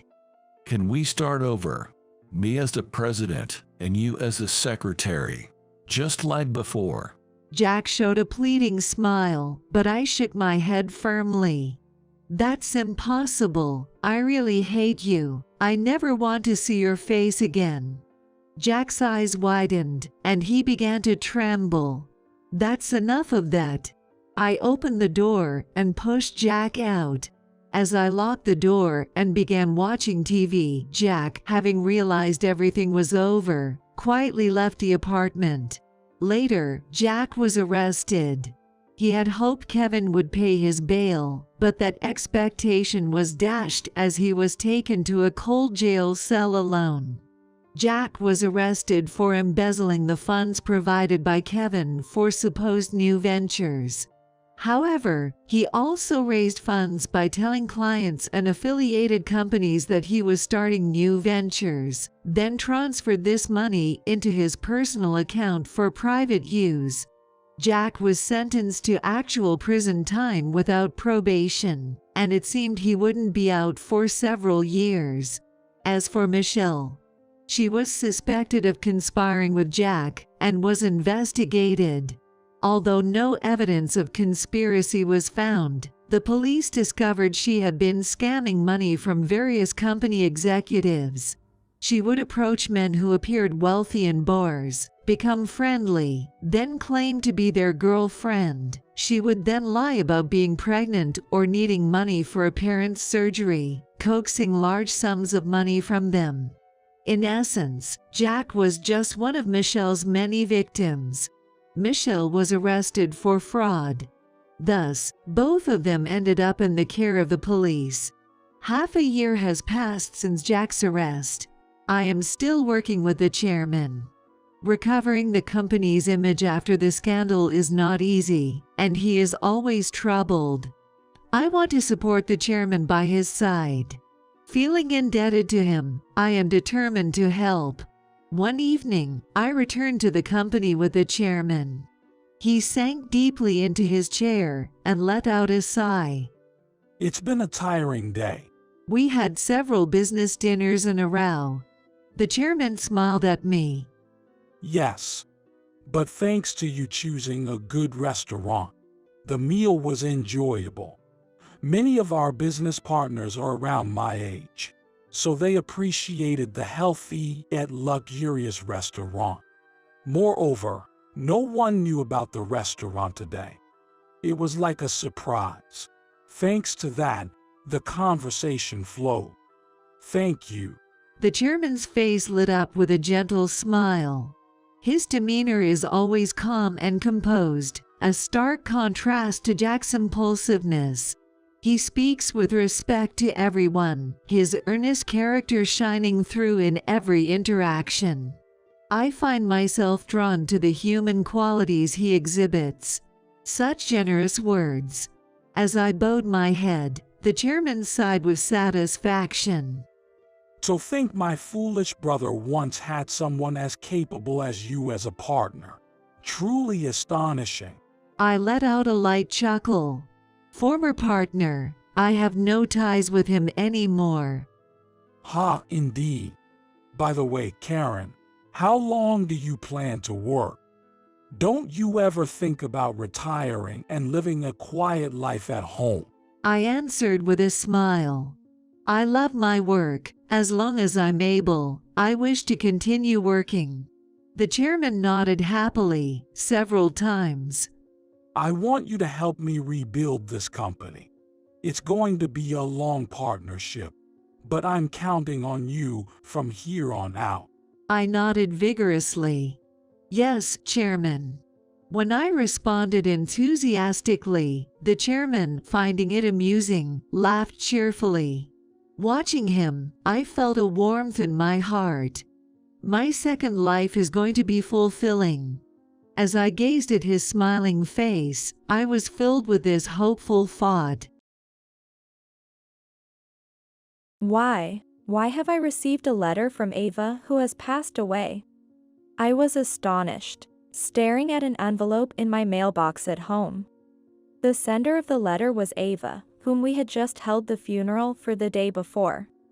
Ava had been very kind to me since the beginning of my marriage with her son, and I loved her dearly. We often dined out and enjoyed shopping together, and we were close like friends despite the age difference. Ava's sudden death left me inconsolable. Even after the funeral, I still couldn't fully accept the reality of her passing. In the midst of this, receiving a letter from Ava truly shocked me. Upon hastily reading the letter, it contained something beyond my wildest expectations. First off, the reason I received this letter was, apparently, because Ava had asked the church pastor to deliver this letter to me after her death. Then, it instructed me to open the chest at Ava's house, revealing there was even a secret compartment. The method to open this secret compartment was also carefully described. And at the end of the letter, it instructed that I must open it alone. Checking the time, I realized that it was when Ava's cohabiting family members, James, her eldest son and his kids, were out at school or elsewhere. I immediately headed to Ava's house, entered with my spare key alone, and as per her letter, opened the chest's secret compartment. Thank goodness, it opened. Relieved that it opened successfully, I checked what was inside. What is this? My name is Emma. I am 35 years old, working from home as a web designer. 5 years ago, I married Noah, 4 years older than me, whom I met through a friend's introduction, and we still have a very good relationship. However, we have not been blessed with children yet. Both of us love children and wanted to have them soon after getting married, but unfortunately, we have been unable to conceive. Previously, I was deeply troubled and depressed over not being able to have children, but there was always someone who treated me with kindness.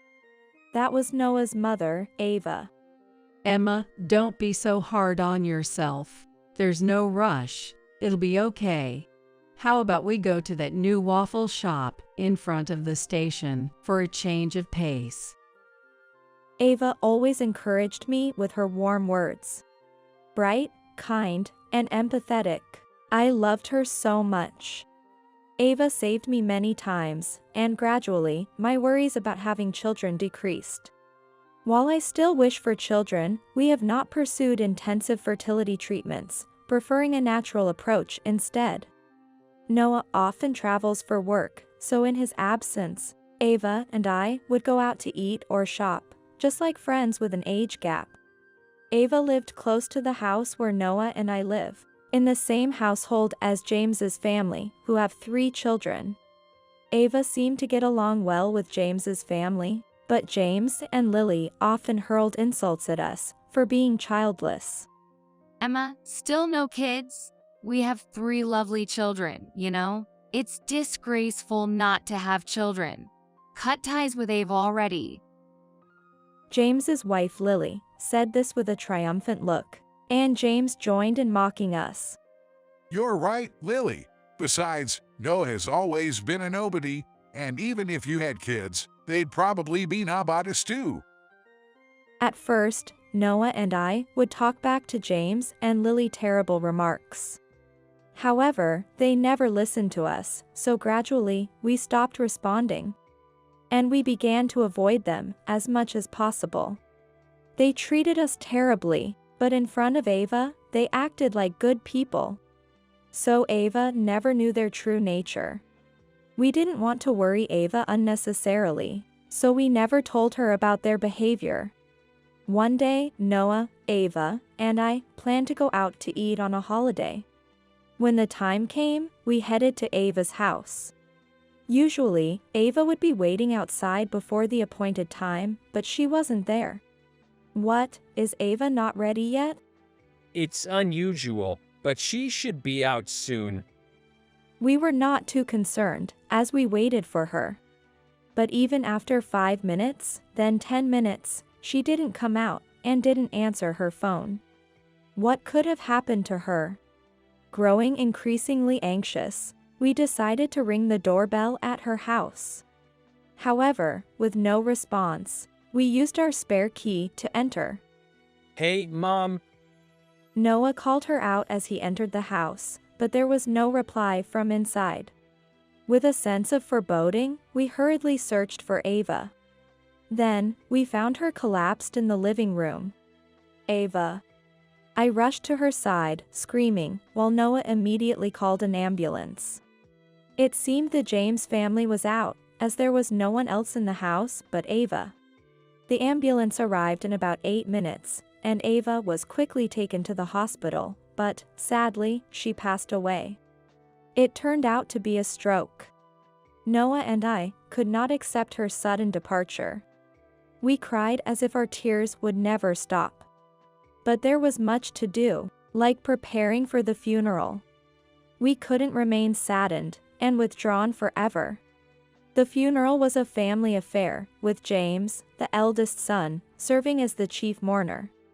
For Ava's sake, Noah and I had to proceed with the funeral preparations, coordinating with James. Yet, during the arrangements and meetings with the funeral home, I sensed an air of reluctance from James. He didn't seem to mourn Ava's death, but at the wake and funeral, he fulfilled his duties as the chief mourner, at least minimally. Still, he would soon call Noah over to talk to the relatives. After that, he would quickly leave the table, causing the relatives to glare at him disapprovingly. Moreover, during the meal after the funeral, James was the first to sit down and made no move to stand up. He simply kept drinking beer, even as Noah urged him to greet the guests. Lily was also just drinking beer beside him, so Noah and I rushed to mingle with the relatives and talk about Ava and their visits. Perhaps seeing their parents just drinking and eating, James's 3 kids were absorbed in their handheld gaming devices. They laughed and playfully nudged each other, creating an atmosphere far removed from a post-funeral gathering. None of James's family seemed to mourn Ava's death. The relatives probably sensed their attitude. They barely spoke to James and Lily, but shared farewells and memories with Noah and me. Even as the relatives' demeanor toward them starkly changed, James and his family remained unaffected.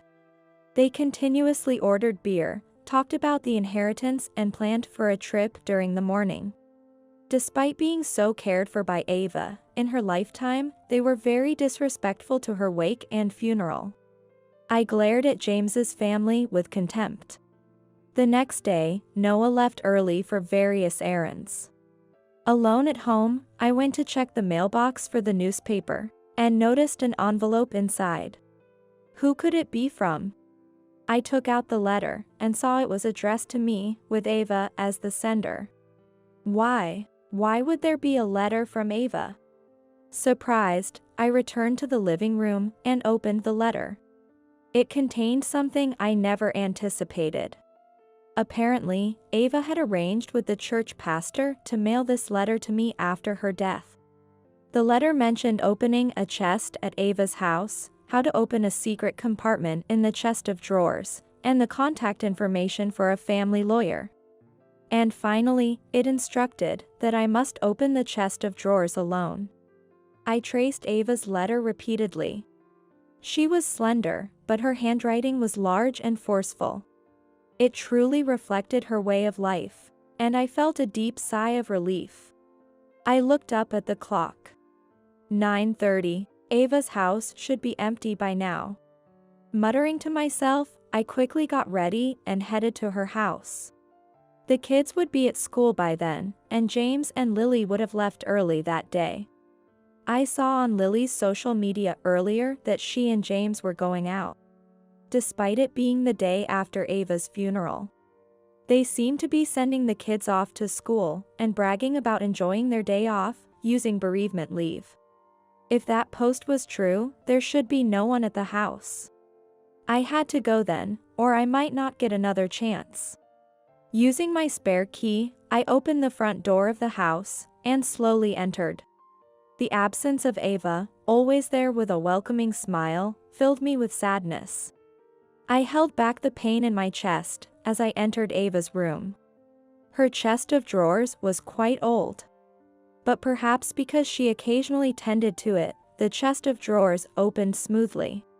And as the letter described, I found and opened the secret compartment in the back of the chest drawer.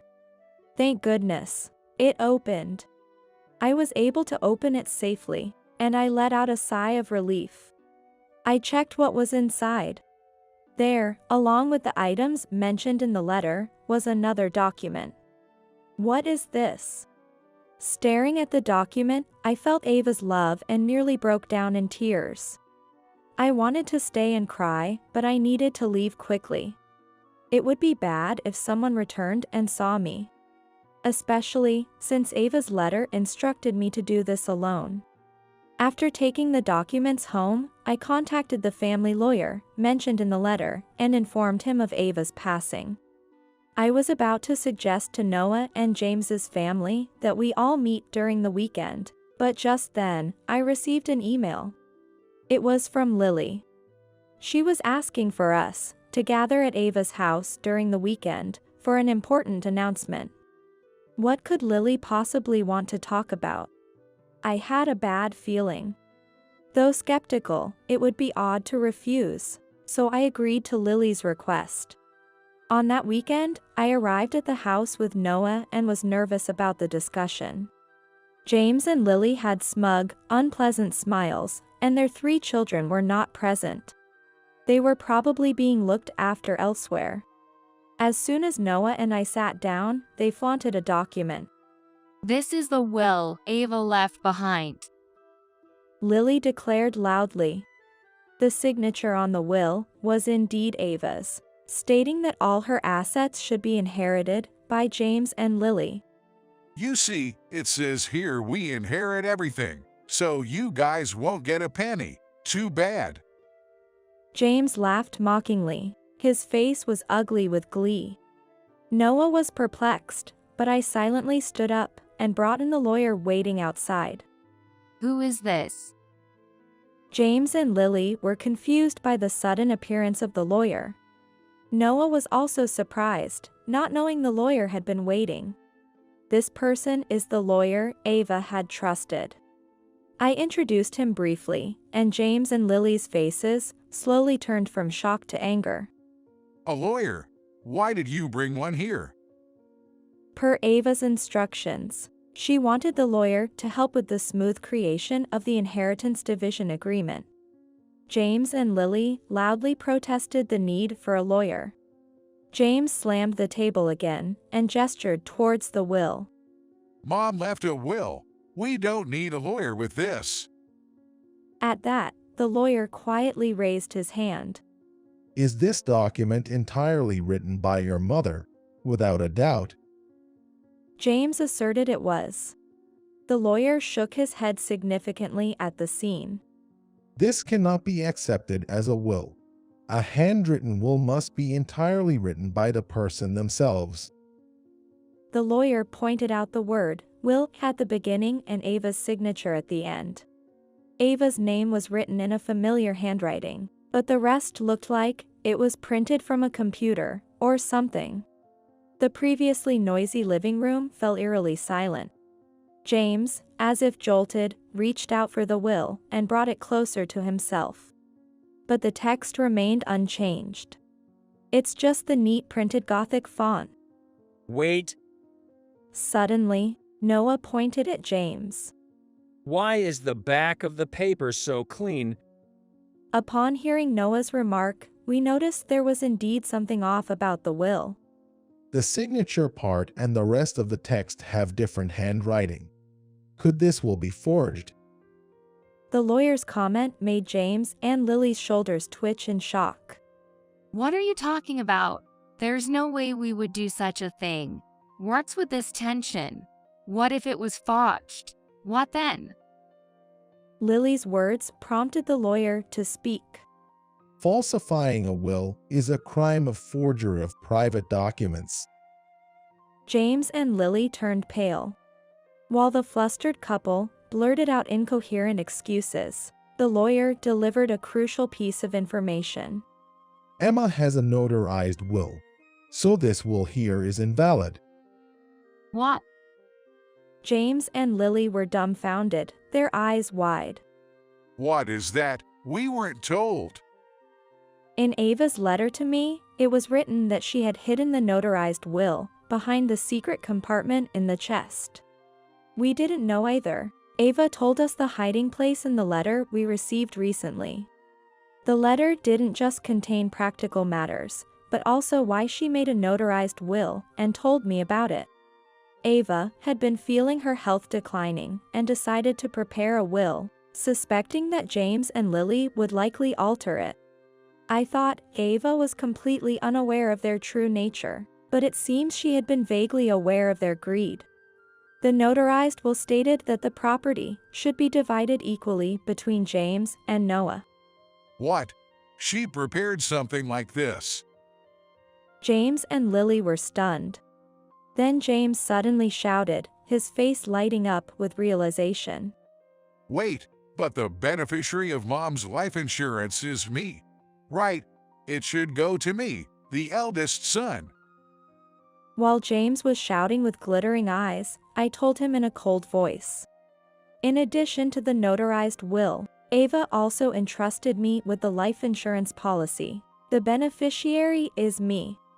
Inside the secret compartment of the chest drawers, there was not only the notarized will, but also the life insurance policy.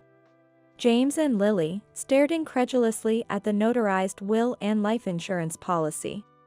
I didn't hear about this. I knew nothing of this.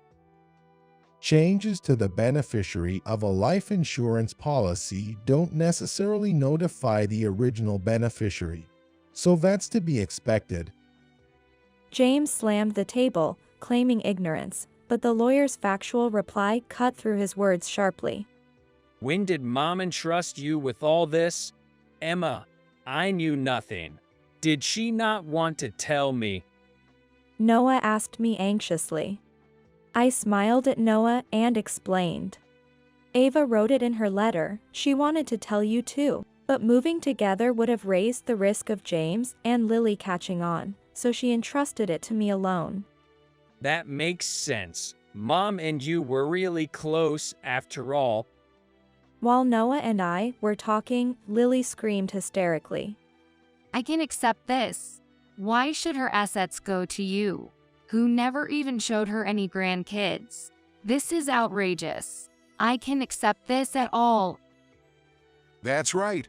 You childless ingrates have no right to Mom's assets. We lived with her just for the inheritance, to split it equally. What a joke. The inheritance should all be ours. James yelled, his face flushed with anger. Lily continued her selfish rant. We have 3 kids, you know? You should give up her inheritance to us, for our kids' future, as compensation for not showing her any grandkids.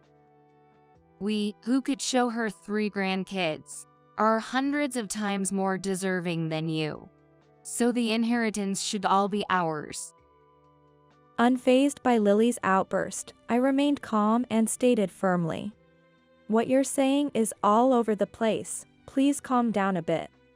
Lily didn't seem to like my composed demeanor and lunged at me while screaming. I hate your smug attitude.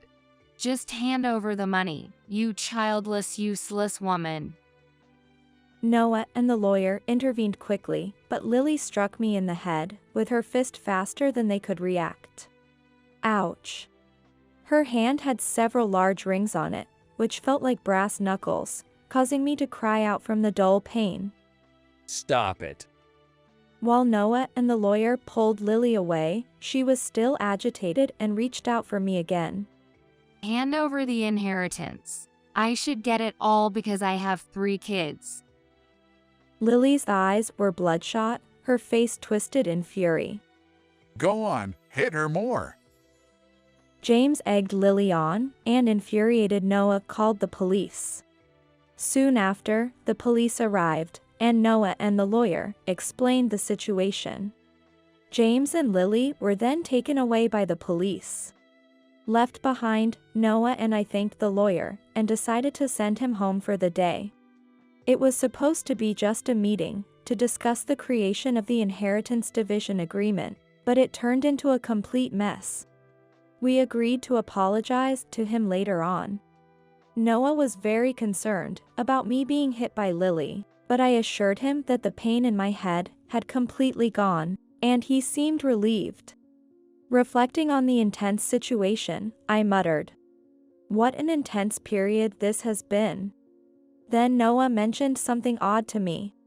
You know, Lily always seemed to overly flaunt her kids, bragging about how great she is for showing 3 grandkids to mom. Don't you think she's too greedy about money? Indeed, Lily had always boasted about her children, and her obsession with money earlier was extreme. Well, yes, Ava intended to divide the inheritance equally, yet Lily wanted it all, which is abnormal. Her face when she hit me was terrifying. That's what I thought too. It's definitely abnormal. Noah then fell silent, lost in thought. What's wrong? Is something bothering you? I asked him, unable to understand what he was implying. Yay, I've been thinking, maybe we should suggest a DNA test for James's 3 kids. I was surprised at Noah's suggestion. DNA testing? Yes, and I'm thinking of proposing a background check on Lily too. It's just a hunch, but something feels off. Although, I thought it might be too much, Noah's instincts had often been right before. Okay, if you say so, we should suggest it to James. Later, when Noah brought it up to James, he reportedly ridiculed Noah and yelled at him. Just because you don't have kids, don't suspect ours. But at the end of the confrontation, James snatched the DNA testing information from Noah, as if stealing it. Perhaps James had his suspicions as well. The first results to come back were James and his children's DNA tests. It was revealed that the second and the youngest sons were not biologically related to James. I suspected the youngest because he didn't resemble either parent much, but the second son too. Noah was speechless. Perhaps finally facing the truth, James thoroughly investigated Lily's background. The findings were damning. Lily had been involved with multiple men even before marrying James. And recently, the truth had been discovered by the wives of her lovers, who then demanded compensation. Lily, being home more often than James, had meticulously hidden the certified mail and other evidence. The total demanded in compensation far exceeded what Lily could cover with her earnings or savings. Lily must have been desperate to secure Ava's inheritance for herself. As expected, James and Lily ended up in a violent altercation, throwing objects and brawling until they were both bleeding.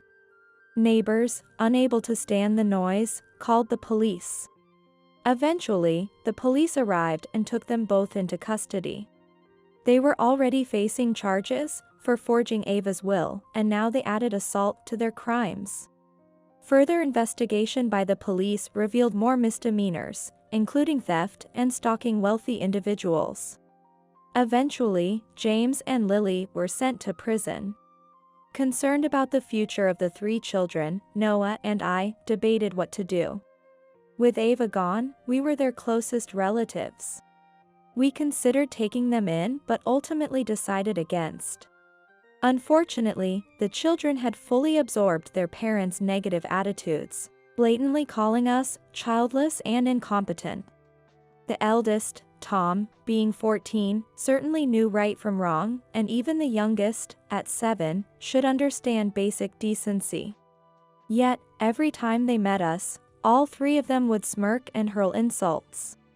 It seems their mindset didn't change, even though their parents were arrested, and they were in the middle of that trouble.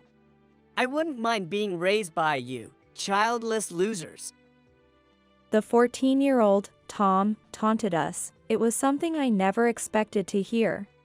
Hearing such words made it impossible for me to feel any love or hope of raising them to be decent individuals. Ultimately, we contacted Lily's parents and decided to cease all contact with the kids. It seemed the children understood our firm decision. If it's between staying with you childless incompetence and Grandma's run-down place, the latter is better. So I guess it was for the best. We haven't told the children that 2 of them are not biologically related to James. Whether or not the truth would be revealed to them will be up to James and Lily's relatives. Noah and I decided to use the inheritance left by Ava as a financial resource to move to a new place far away. It was a location rich in nature with plenty of greenery, where both of us quickly felt at home. There's a charming waffle shop near our new home, which always makes me think of how much Ava would have loved to visit if she was with us. Not long after moving, I finally became pregnant. The positive result on the pregnancy test made me scream in surprise and joy. After visiting the OB/GYN for confirmation, we were told without a doubt that I was pregnant. We cried tears of joy as we embraced each other. Ava would have been so happy for us. Also, the business venture I had been secretly planning is progressing well. Noah and I are working hard for our upcoming child, enjoying fulfilling and happy days. My name is Natalie Howard, and I'm 46 years old. When I was married, my last name was Campbell, but now I'm divorced. I was known as Natalie Campbell 18 years ago when I was 28 years old. My then-husband, Steve Campbell, was 30, and our daughter, Rita Campbell, was just 5. But during our marriage, I couldn't say I was truly happy. Rita was diagnosed with cancer, and it caused a rift in our marriage. Damn, why does my daughter have cancer? Having such a weak person come from my family, what a shame. It's all because you didn't pay enough attention to her diet. And now she's received a terminal diagnosis. How terribly did you raise her? There's no worse mother than you anywhere. No matter how much I earn, it all goes to medical bills. When I have no time for myself, you're just napping at home, aren't you? My mom used to say we're isolated in the neighborhood because of the failed wife and granddaughter you've given me. It's your fault the Campbell family is facing this disaster. It's all your fault. Don't think pretending to cry will help. I'm not fooled by such cheap drama. Steve would rant and then leave the house. Was he going to work or to his mistress's place? I was kind of aware of it. When Rita was diagnosed with cancer, Steve quickly found another woman. I work for Rita too. What's this about a weak person? Cancer can strike anyone, you fool. You lack not only medical knowledge, but even common sense. Just because you're somewhat elite, you keep making these nasty comments. So annoying, what a terrible man. Muttering to myself, I got ready and headed to the office. That night, I was exhausted from work, but Steve didn't bother with dinner. He was lounging on the sofa, laughing loudly at the TV. Hey, where have you been? Where's my dinner? Why didn't you prepare it? You're the reason I'm so tired. Hurry up, you useless wife. A failure of a wife. While I was silently preparing dinner, Steve unusually came close to me. We're getting divorced. Actually, my beloved Mandy is pregnant. It's my child, and it's a healthy boy. So, this is the end for us. Be thankful for the times we had, and here, sign these divorce papers. I wasn't sad. Rather, I felt that the inevitable had finally arrived. After I calmly signed the divorce papers, Steve quickly packed his things and left.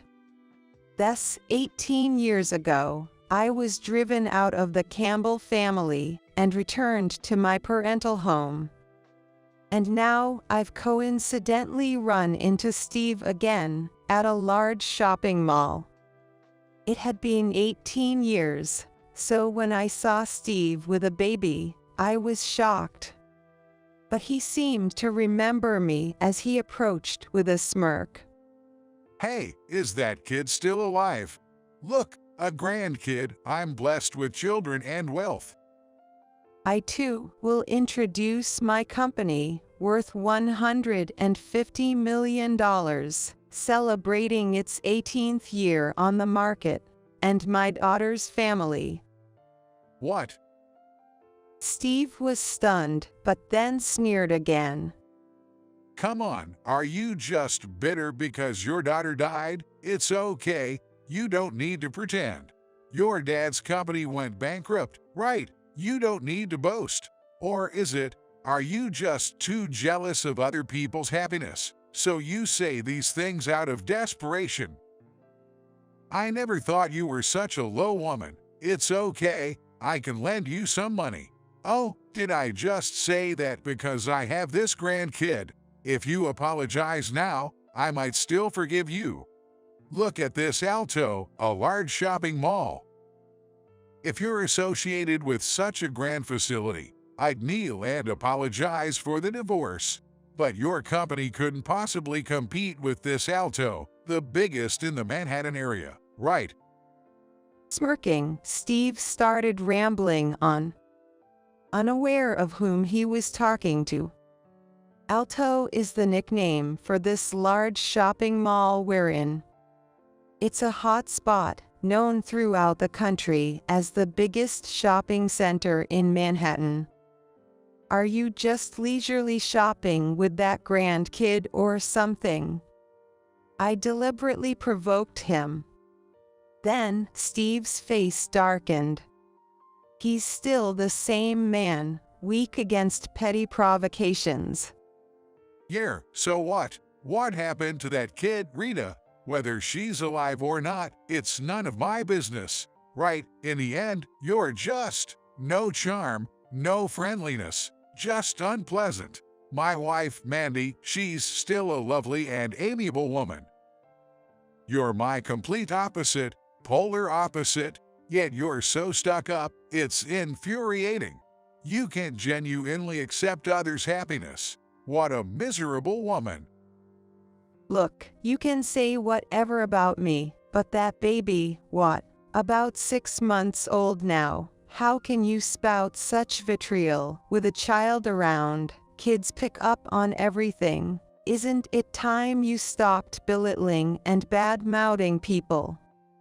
It's harmful to the child, but I suppose you wouldn't understand, to you. Putting others down is a hobby, isn't it?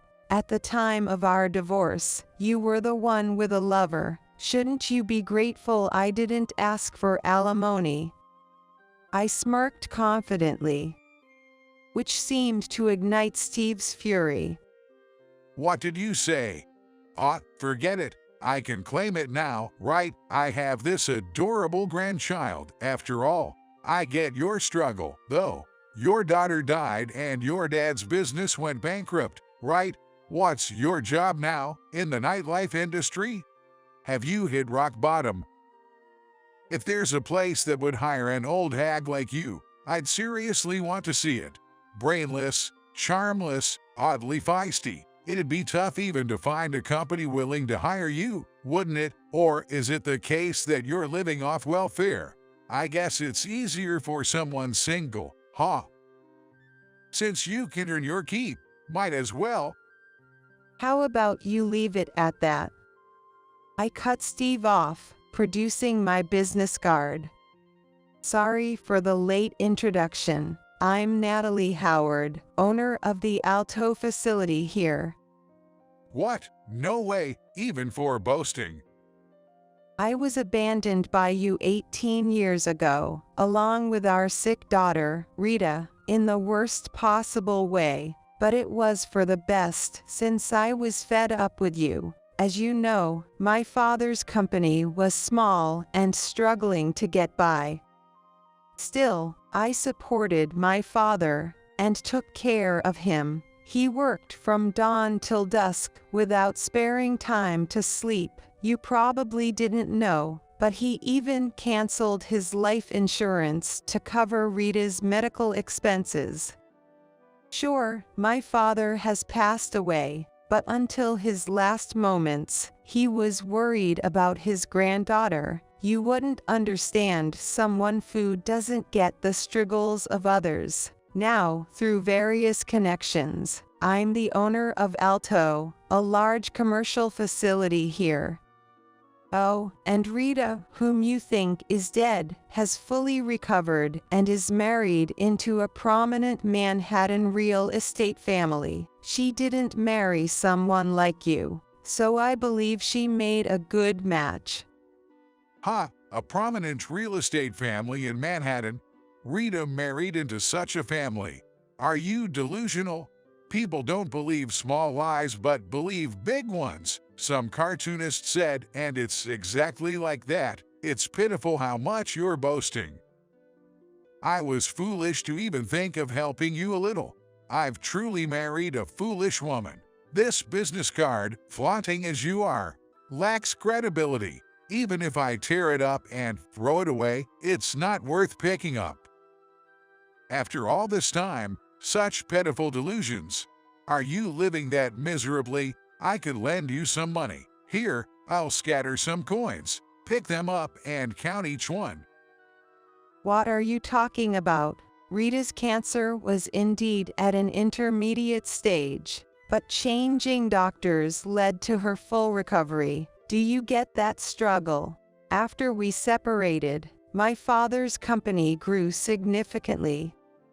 Don't you know Dolgu? Impossible you don't. Given your love for brand names, you wouldn't miss out on something new.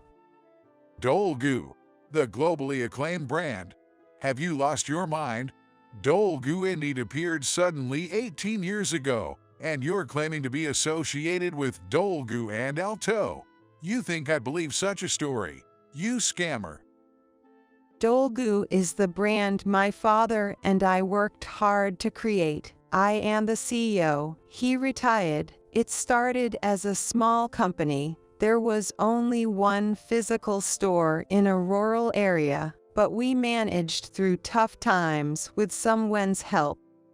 You must know about this. Yes, I know. The Dolgu brand spread when a world-famous soprano singer noticed it and favored it on social media. leading to its success. Now it's a hit among college students.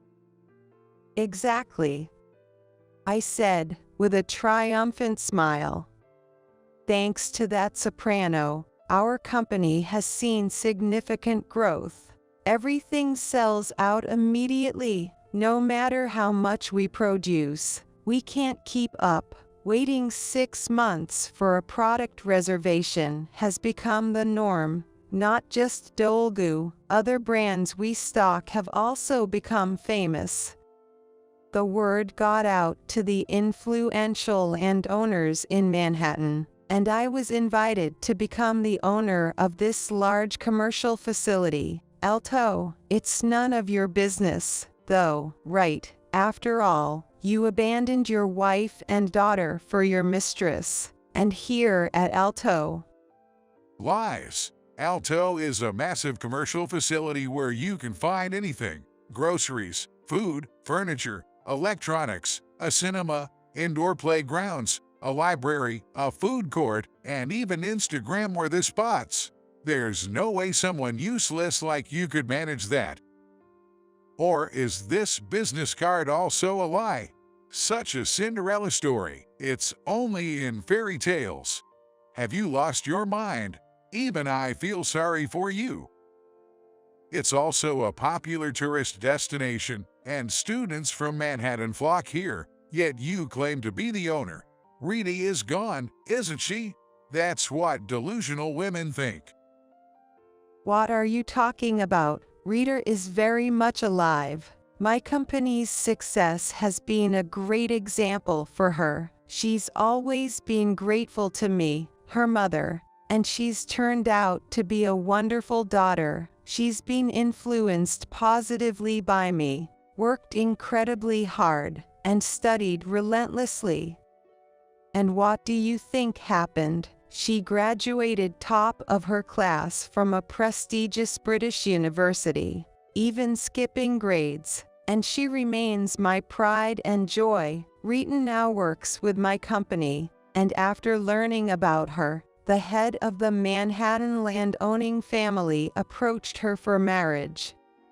You probably don't even know the name of Rita's university, do you? Hey you, who flanked out of a third-rate college twice. And just so you know, Rita is now pregnant, expecting a boy suitable to be an heir. Though, nowadays, it doesn't matter whether it's a boy or a girl for inheritance, but you seem to care a lot about that, don't you? You bastard! Steve yelled, silencing the room instantly. It's a lie. It has to be. Hey, isn't there a security guard around? There's a scammer here. Someone catch her. Suddenly, Steve was shouting as if he'd lost his mind. The baby, grandkid or something, he was holding started to cry. The stares from other customers were harsh, but I couldn't bother about that now. Then 3 security guards arrived. Mrs. Howard, is everything all right? Seeing one guard's response, Steve's face turned pale. Mrs. Howard, hey, security. This woman is a scammer, pretending to be the owner. I'd rather you listen to me than follow such a woman. I'm sorry for this trouble, but could you please escort this man to the back reception room of Alto? He's getting too agitated and causing a scene. Let's go, I'll join you. Of course. Come on then. Wait. Steve, being taken away by the security guards. With all this commotion, it's bound to reach my daughter's family soon. I had no intention of hiding it, so I called my daughter's father-in-law, Thomas. He's a strict man who hates lies. Given that, I wonder what will become of Steve. After hearing the situation, Thomas said he'd come to the reception room right away. Natalie, wait. Did you say Steve Campbell? Really? Ha, oh, yes, that's right. Do you know him? I'm on my way. Thanks for telling me. Anyway, letting him out now would only cause more of a scene. I don't want to tarnish the name of Alto. That's why I decided to have him taken to the reception room. 3 security guards took Steve to the back reception room of Alto. Steve seemed reluctant to go to the reception room. Wait, I won't make a scene anymore. I have my grandchild with me.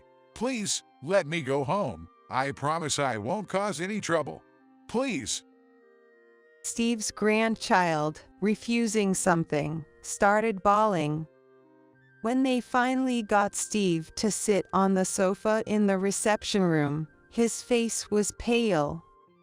Come on, Natalie, let me go home. I didn't do anything wrong, and I'll even pay the alimony from now, so please. Steve strangely disliked the reception room. Why was he acting like this? While I was wondering, Rita entered the room first. Hey, oh, is that you, Rita? You've grown, I'm your dad. Come on, Rita, tell Natalie to let me. Who are you? I was told my father is dead. Smart Rita coldly eyed Steve, pretending to be her father. Unable to withstand her gaze, Steve finally quieted down. Come on, Rita, help your dad out. My real father is no longer exist, you know? Oh, are you my father? The one who left my sick mother and me for his mistress? Well, if you're asking for help, I might just help you. If it's to send you to the coldest place, to jail. What are you saying? I'm your dad. Shut up. Steve shouted, but he couldn't escape from the reception room. With 3 security guards present, it was even less likely. Rita said persistently, Where's your mistress now? Oh, what's this? Did she run off on you? And this baby you call your grandchild, maybe there's no blood relation after all? Rita, what do you mean? I've looked into this trash man before. Turns out his mistress, Mandy, had a son, but with a different father. He unknowingly registered the birth and acknowledged the child, and then the mistress dumped the kid on him and ran away. Isn't it because of your bad karma that you ended up like this? Seems I have a half-brother, but I wonder if his wife really gave birth to his child. What, Rita? Stay calm. We'll take care of the child because it's dangerous. One of the security guards lifted the baby Steve was holding. Holding a baby without a proper carrier, what was he thinking? What if he had dropped the baby? That thought crossed my mind. Hey, my grandchild. We'll return the baby once you calm down. Please, settle down. Mom, why did you even bring this trash man to the reception room? He's not worth it, and you, as the owner of Alto, must be busy, right? It's okay, I need to settle things with this person. Rita, did you get in touch with Thomas? Can he come over soon? He's on his way. Should be here any minute. Oh, here he is. Hello, Natalie. What's happened? Thomas, actually, my ex-husband is causing a scene in the store, and I couldn't just hide it, so I had to call you. Are you, by any chance, Steve Campbell? With Thomas's remark, the atmosphere changed. Steve's face turned white, as if it were the end of the world. I asked Thomas, "Do you know this man, Thomas?" Yes, Natalie. You did well to call me. This man committed fraud on my property. and I've been searching for him. Right, Steve Campbell? You haven't forgotten my face, have you? And it seems you've caused some trouble here at Alto too. How far will you go in mocking people? No, I was planning to repay the money, really. I've been working towards that. Thomas, what's this about? How do you know this man? Then, the head of the Manhattan real estate family, at opposite Steve. Natalie, are you familiar with the legend of gourmet fraud case? Reader, do you know about it? At least by name, right? It was a massive fraud case 2 years ago. Steve Campbell here disappeared after taking money from vendors and participants, promising a festival called the Legend of Gourmet. And yet, he dares to step foot on Alto's land. Quite the audacity, huh, Steve Campbell, you con artist. No, I intend to repay the money. I was preparing for that. But then, this woman, Natalie, she interfered. Do you realize how much damage your legend of gourmet fraud caused us? You rotten bastard. Thomas's scolding was filled with immense force and anger. I was even startled by it. But inside, I was cheering. I'm even grateful that he said so accurately. Then, as if to drive the point home, Rita appealed to Thomas. Thomas, this man abandoned my mother and me for his mistress, an awful man. My mother's hardship was all because of him. And yet, he hasn't offered a single word of apology. Rita, that's... So, you're that despicable, huh? Not only did you trouble us, but you also mistreated your own daughter. A monstrous man, Steve Campbell. If my memory serves me right, you begged for land use permission, promising success. It seems all that was a lie, wasn't it? You were desperate, but was that also a lie? Well, at least the vendors will be relieved if you're arrested here. Arrested? Please wait, my grandchild is just a baby. Some shop owners were driven to close their shops in tears because of the damage you caused, and others had to downsize. Despite everyone suffering, you ran off to your mistress, abandoning your wife and child. You're a textbook criminal. Criminal? I've been actively working to repay. If I get arrested now, I won't be able to make the repayments. Then what about my sincerity and apology? We don't need an apology from scum like you. Get lost, you fraud. Security, call the police. It might make the evening news if they hurry.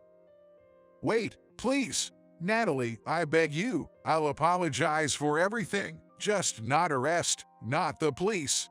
Come on, I'm your ex-husband. If I get caught, it will tarnish your reputation too. So please, not the police. Steve clung to me, devoid of any dignity. Just a rotten man. So I told the hesitating security guard with a smile.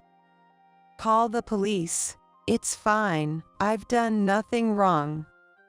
Natalie, do something. This lousy father, enough already. Do you know how much my mom suffered? And my grandfather too, he had a hard time until the end. Trying to escape now, what a shameful man.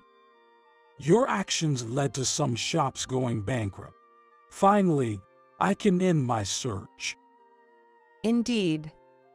Afterwards, Steve kept interfering with the call, so the security guard had to step out into the corridor. Steve burst into tears. Rita and Thomas scolded Steve until the police arrived. Steve just cried, without a word of apology, which only fueled Rita and Thomas's anger. Stop crying. Are you even a man? Pathetic. Can't you say sorry? Rita's right. You fraud. We'll corner you thoroughly. Be prepared.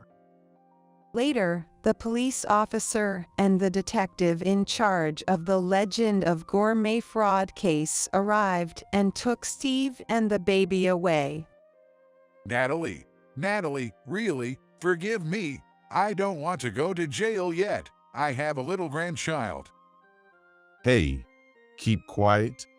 You're under suspicion of fraud. Steve resisted the police quite a bit, but in the end, he hung his head and left the reception room. I thanked Thomas.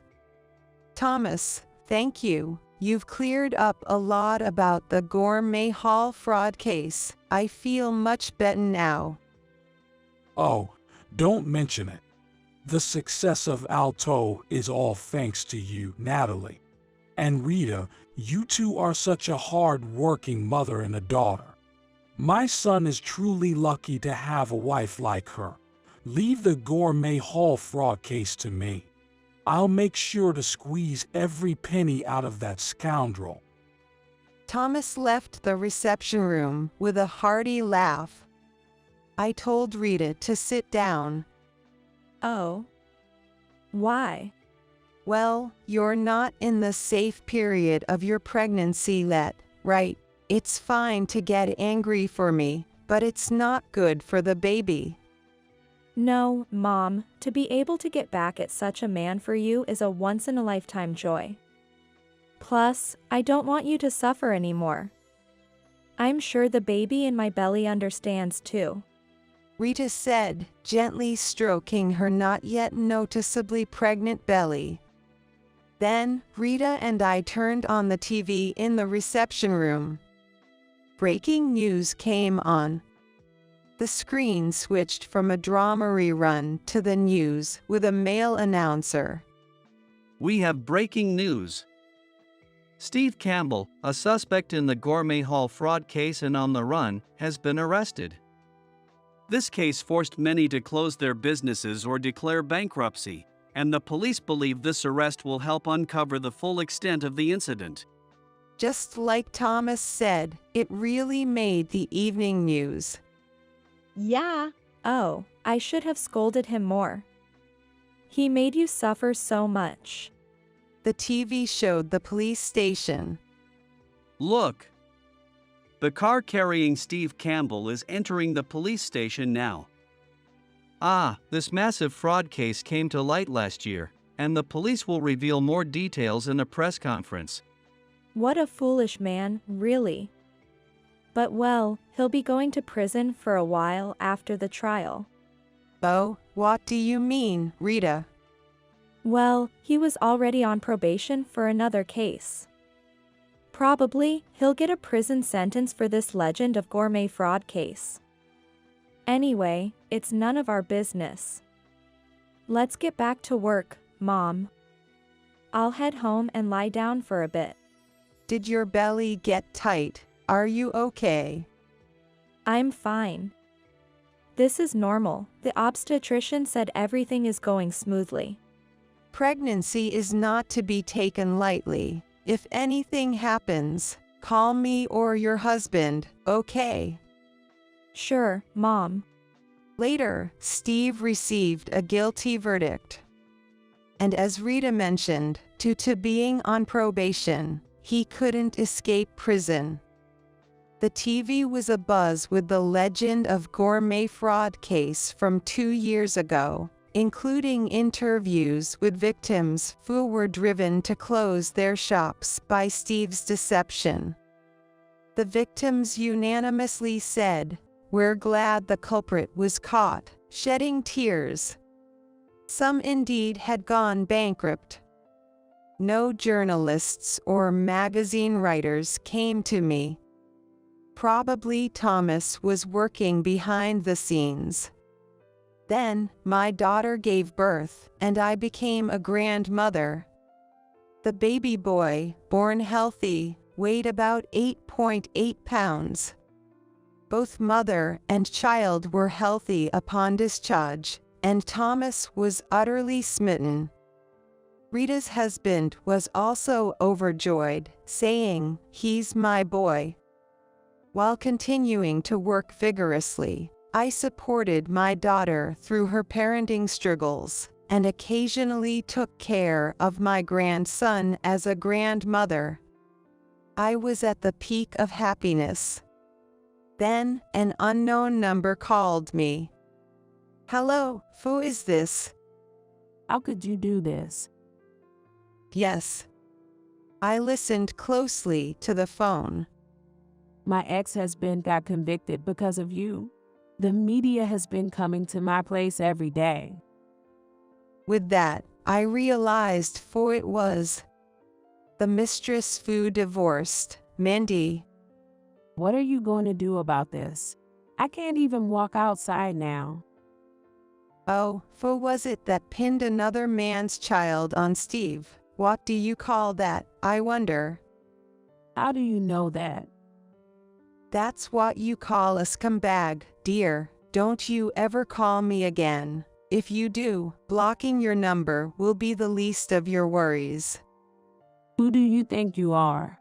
I'm the victim here, because of you." "Well, would that be okay? I could spread the word that you're the woman who stole Steve from me. It won't bother me at all. Then you might not be able to live in the US for a while, right? We Americans loves a good spectacle. You'd be surrounded by curious reporters. It's all karma, you know." "What are you talking about? Using big words. Come and apologize to me. I'm really struggling here. It's all your fault. I got a letter from Steve saying it's all because of you. Just come and apologize to me. What are you going to do about it?" "Well, I don't see any reason why I should apologize to you. Who was it that had the affair? Wasn't it you? It's fine. I can call the magazine reporters and tell them everything, both now and from 18 years ago. The only person who will suffer is you. But is that okay with you?" I spoke with persistence and sarcasm, finding it very satisfying. After all, I was getting my revenge after 18 years. The call ended there. Thus, I put an end to the events of 18 years ago and went back to work.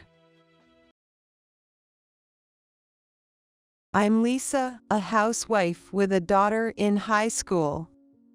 Though I say housewife, I actually work, so it's more accurate to call me a working mom. I work at my father's company, where I've been given a fairly important role. So, I have many subordinates, and am always mindful of those around me. The employees are all good people, so I've tried to do my best too. One day, my dad started complaining about feeling unwell. He was coughing and having difficulty breathing, so I thought it might be a cold or something. But when we went to the hospital, it turned out not to be a cold. The test results showed that his tumor marker levels were high, and he was immediately referred to a larger hospital. I was totally lost. I wondered, what are tumor markers again, and started researching online. What I found was terrifying. After returning from the major hospital, my dad seemed downcast. It turned out he had lung cancer. He never smoked, and there was no history of cancer in our family, so it was a shock. But I guess diseases can strike even if you're careful. After that, my dad was hospitalized but didn't get any better. He gradually lost weight and became frail. Between visiting my dad and work, I became incredibly busy. My mom had passed away, and I have no siblings. So, it was all on me, but my husband acted as if he couldn't care less. He didn't worry and was always out having fun. Your dad has cancer, huh? So what? That's not my problem. I won't help. But I just wish you'd do some chores around the house. I'm tired and busy too. Huh? Even if you say you're tired, that's your problem. He's your dad, so deal with it. And why would I do chores? I'm a man. What? Men have to be strong, not doing housework like women. Men who do chores are weak. You're the family's servant, so just get on with it. When did my husband become so domineering? I was at my wit's end.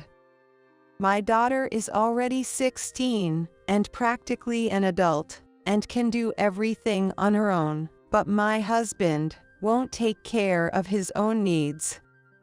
I have to prepare everything for him. It's like having a giant baby at home. He's demanding and always complaining, which is utterly exhausting. With my dad's visits, work, and chores, I was on the verge of collapse. But falling apart wasn't an option. Somehow, I managed to keep going with energy drinks and supplements. But age takes its toll, and there's only so much one can handle.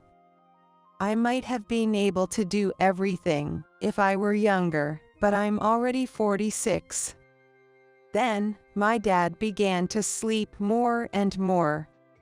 He barely responded when called, so I knew the end was near. Both the doctors and nurses told us to prepare ourselves. And then, my father passed away. He looked peaceful, as if he were just sleeping. Dad, you worked so hard. You're not in pain anymore, right? You don't have to go through any more painful treatments, so rest in peace. But I wish we could have had more time together. Dad, why did you have to go, Dad? I cried my heart out, unbecoming of my age. My daughter, Eliza, was crying too. In contrast, my husband, who was just standing by, seemed to feel nothing and quickly left to buy a drink from a vending machine. I thought he might have bought something for us as well, but it seems he only bought for himself. It made me realize he's incapable of showing concern for others. After that, my father was cremated. Watching the smoke rise, I truly felt his absence from this world. Then, I officially took over my father's company. It seems everyone is ready to support me fully. Knowing I'm not cut out to be a CEO, I was quite nervous. Starting today, I'll strive to do my best, working together with all of you. I'll make an effort to continue producing great products. The employees all worked hard for my late father. We managed to finish and sell the product he had been developing, which was his dying wish. The sales team was excellent, and our sales kept growing. With the need to produce more, I considered expanding our factory. That's when my husband brought up this conversation. Hey, now that you've taken over your dad's company, how much are you making? Is it profitable? A bad feeling washed over me, so I decided to lie on the spot. Actually, it's pretty tough, only about $37,000. That's all we're making. I guess I'm not cut out to be a CEO, and the morale among the employees is low. Oh, yeah. We might go bankrupt someday. Hey, I wouldn't know how to face my father then. Well, you're incompetent, after all, not smart and not good at managing things. He laughed and went somewhere. Probably to his room to play video games. At his age, he's always playing games. It's fine if he's buying games within his allowance, but I wish he'd help out more around the house. Realizing I couldn't expect anything from him, I just went about my chores, indifferent. My high school daughter helped, and we quickly finished the housework. I wished he would take a lesson from Eliza. His life skills are probably worse than hers. Then, I decided to purchase a vacant lot next to our company for the factory expansion. This used to be the location of a very large mansion. But the owner passed away, and his wife moved into a nursing home. I believe she was over 70. It used to be a grand mansion, but after the wife moved out and into a nursing home, it gradually fell into disrepair. So, despite efforts to sell it, no buyer was found, and the mansion was ultimately demolished. There might have been termite damage, and it seems they decided to try to sell just the land. Well, selling the land alone would still be considered a big win. The land was incredibly vast, enough to easily accommodate a factory we had planned to build. I bought the land promptly and constructed the new factory. The company became busier. Due to a shortage of staff, I thought we needed to increase our workforce. So, we decided to open positions for mid-career professionals and recent graduates. Soon after, applications started pouring in. I'm looking forward to working with you. It's a small company, but we've finally made it this far. If you have any questions, feel free to ask your coworkers or me. Thus, the company grew rapidly. The product my father had been developing started selling well. Every time we sold his dream product, I felt happy. Various contractors came and went at the factory. I became busier and more relied upon. I felt like I was starting to act a bit more like a CEO. One day, as I arrived at the company, my in-laws were there. Oh, Lisa, you were lying about not making money, weren't you? Well. You're actually making enough to build such a big factory. How sly, focusing only on making money. Right, you told our son. You weren't making much, but you're actually profitable, aren't you? That's why you can afford to build such a grand factory. Well. Hey, give us some money. We're getting old, struggling with our pension. Give us a little support. That's... What are you going to do with all that money anyway? You don't have parents anymore. Think of us as your real parents. They were being selfish in their demands. Demanding money simply because they wanted it, but that was something I couldn't do. I intended to use the money I earned for my daughter's sake. She is very talented and wants to go to study at a university in Germany. I'm not very good at German, but I've been researching online for her sake. I think the tuition for universities in the US is high, but the fees for private universities in Germany are astronomically higher even compared to that. However, I believed that if I worked hard, I could manage to support her.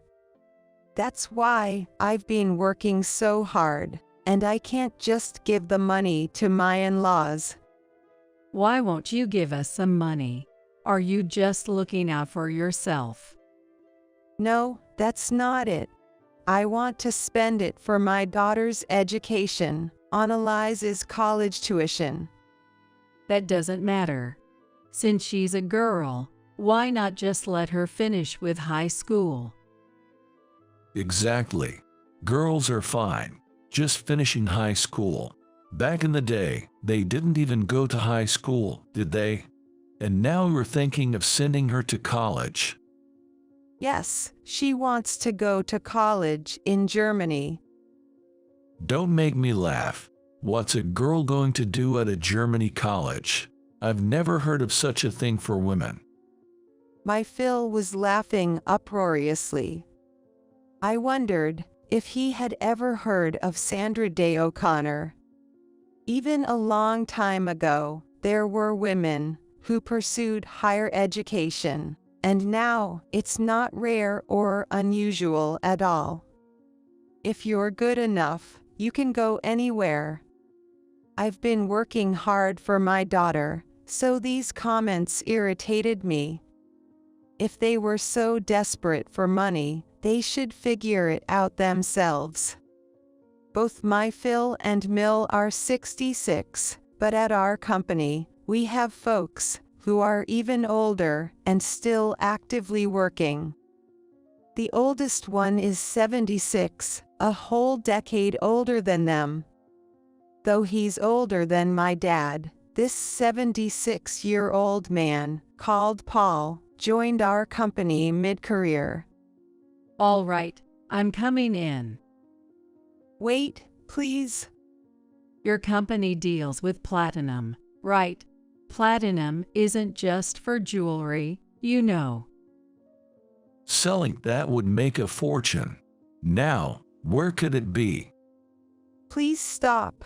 Don't come in. My in-laws were attempting to snoop around the factory for what they were after. However, at that moment, they were approached by a man with a scar on his face, looking quite intimidating, and they were visibly frightened. Hey, what are you doing here? Strangers aren't welcome. This is my sanctuary, you hear?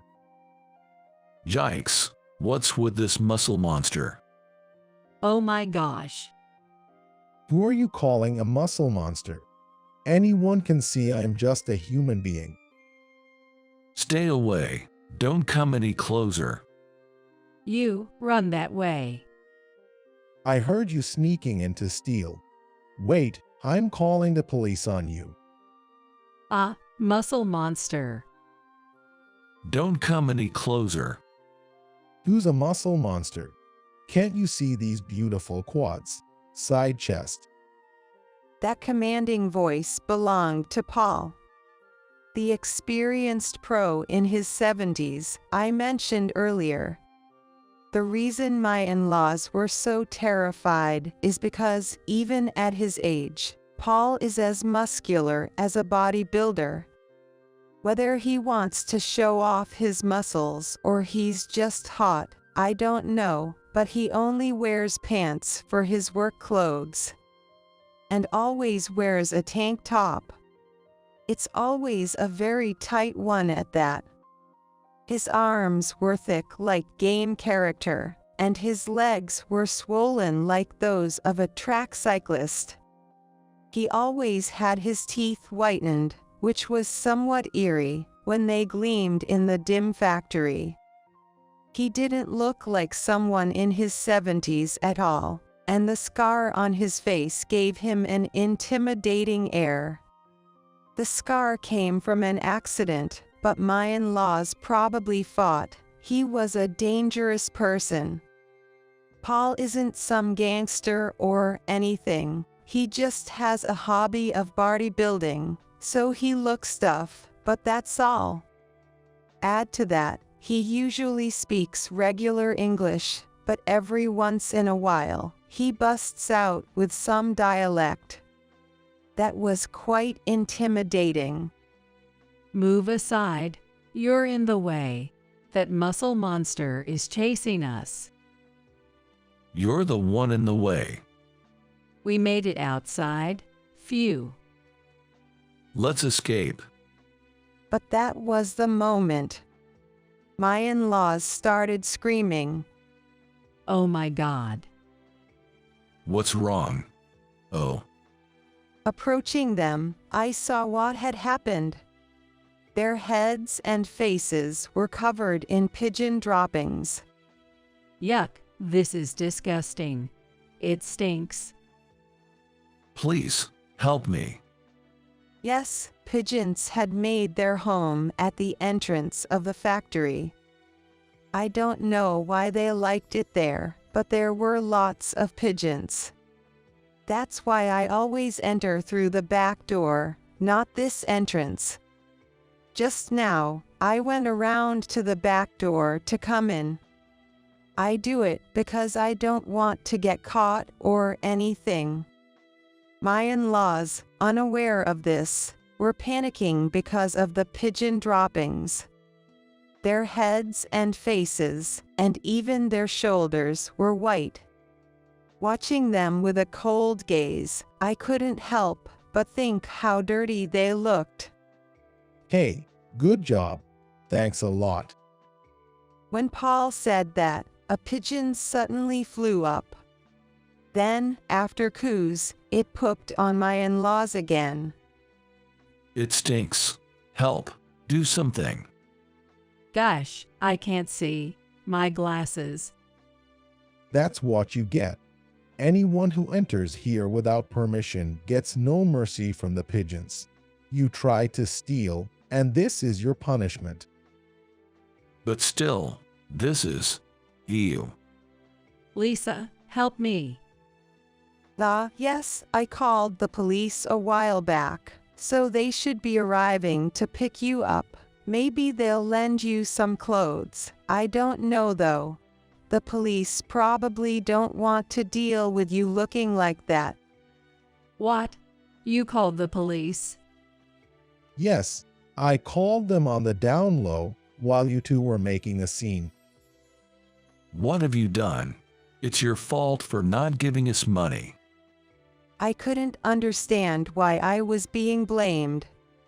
After hearing about my salary from my husband and then seeing our new factory, they probably thought we were raking in the dough. Then, they decided they had to get money from me by any means. But there was no way I was going to give in or forgive them. The police arrived quickly, but the officers grimaced at the sight of my in-laws, covered in pigeon droppings. We don't want to be taken by the police. We didn't steal anything. Right. We were the ones scared, threatened, even. We didn't threaten you. You entered on your own and started shouting. He didn't say anything weird, right, Paul? Right, those fools were just making a fuss. Complete idiots. No, don't handcuff me. First, do something about our clothes.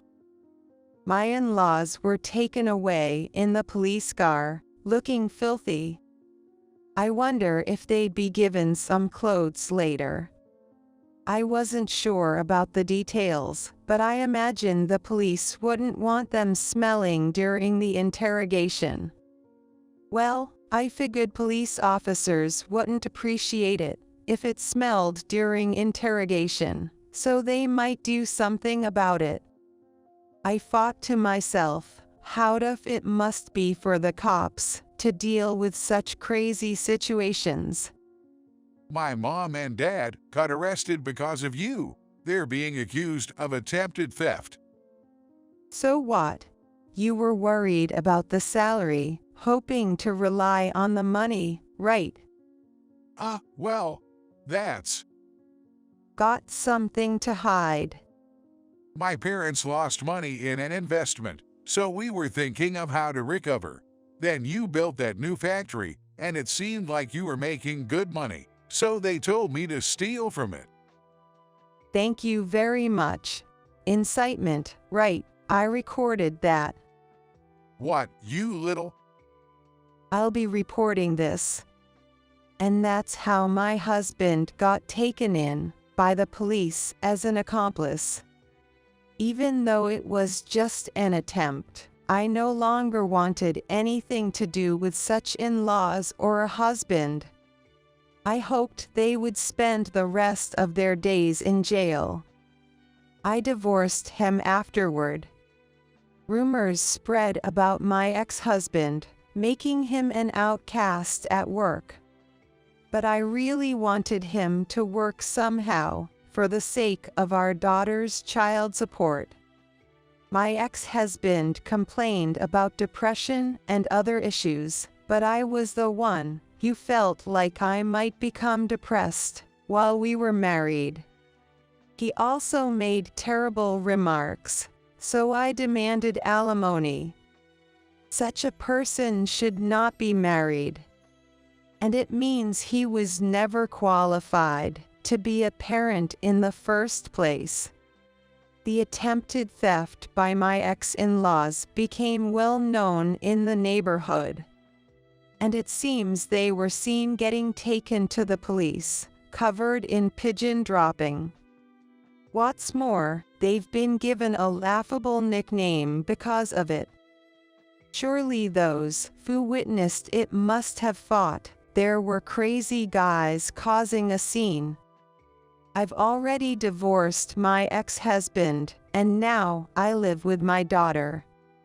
She focuses on studying German every day and is attending a German language school. Moving forward, I'll work hard for the growth of the company and to support my daughter's education. I hope to make a greater contribution to the world with the company my late father left behind.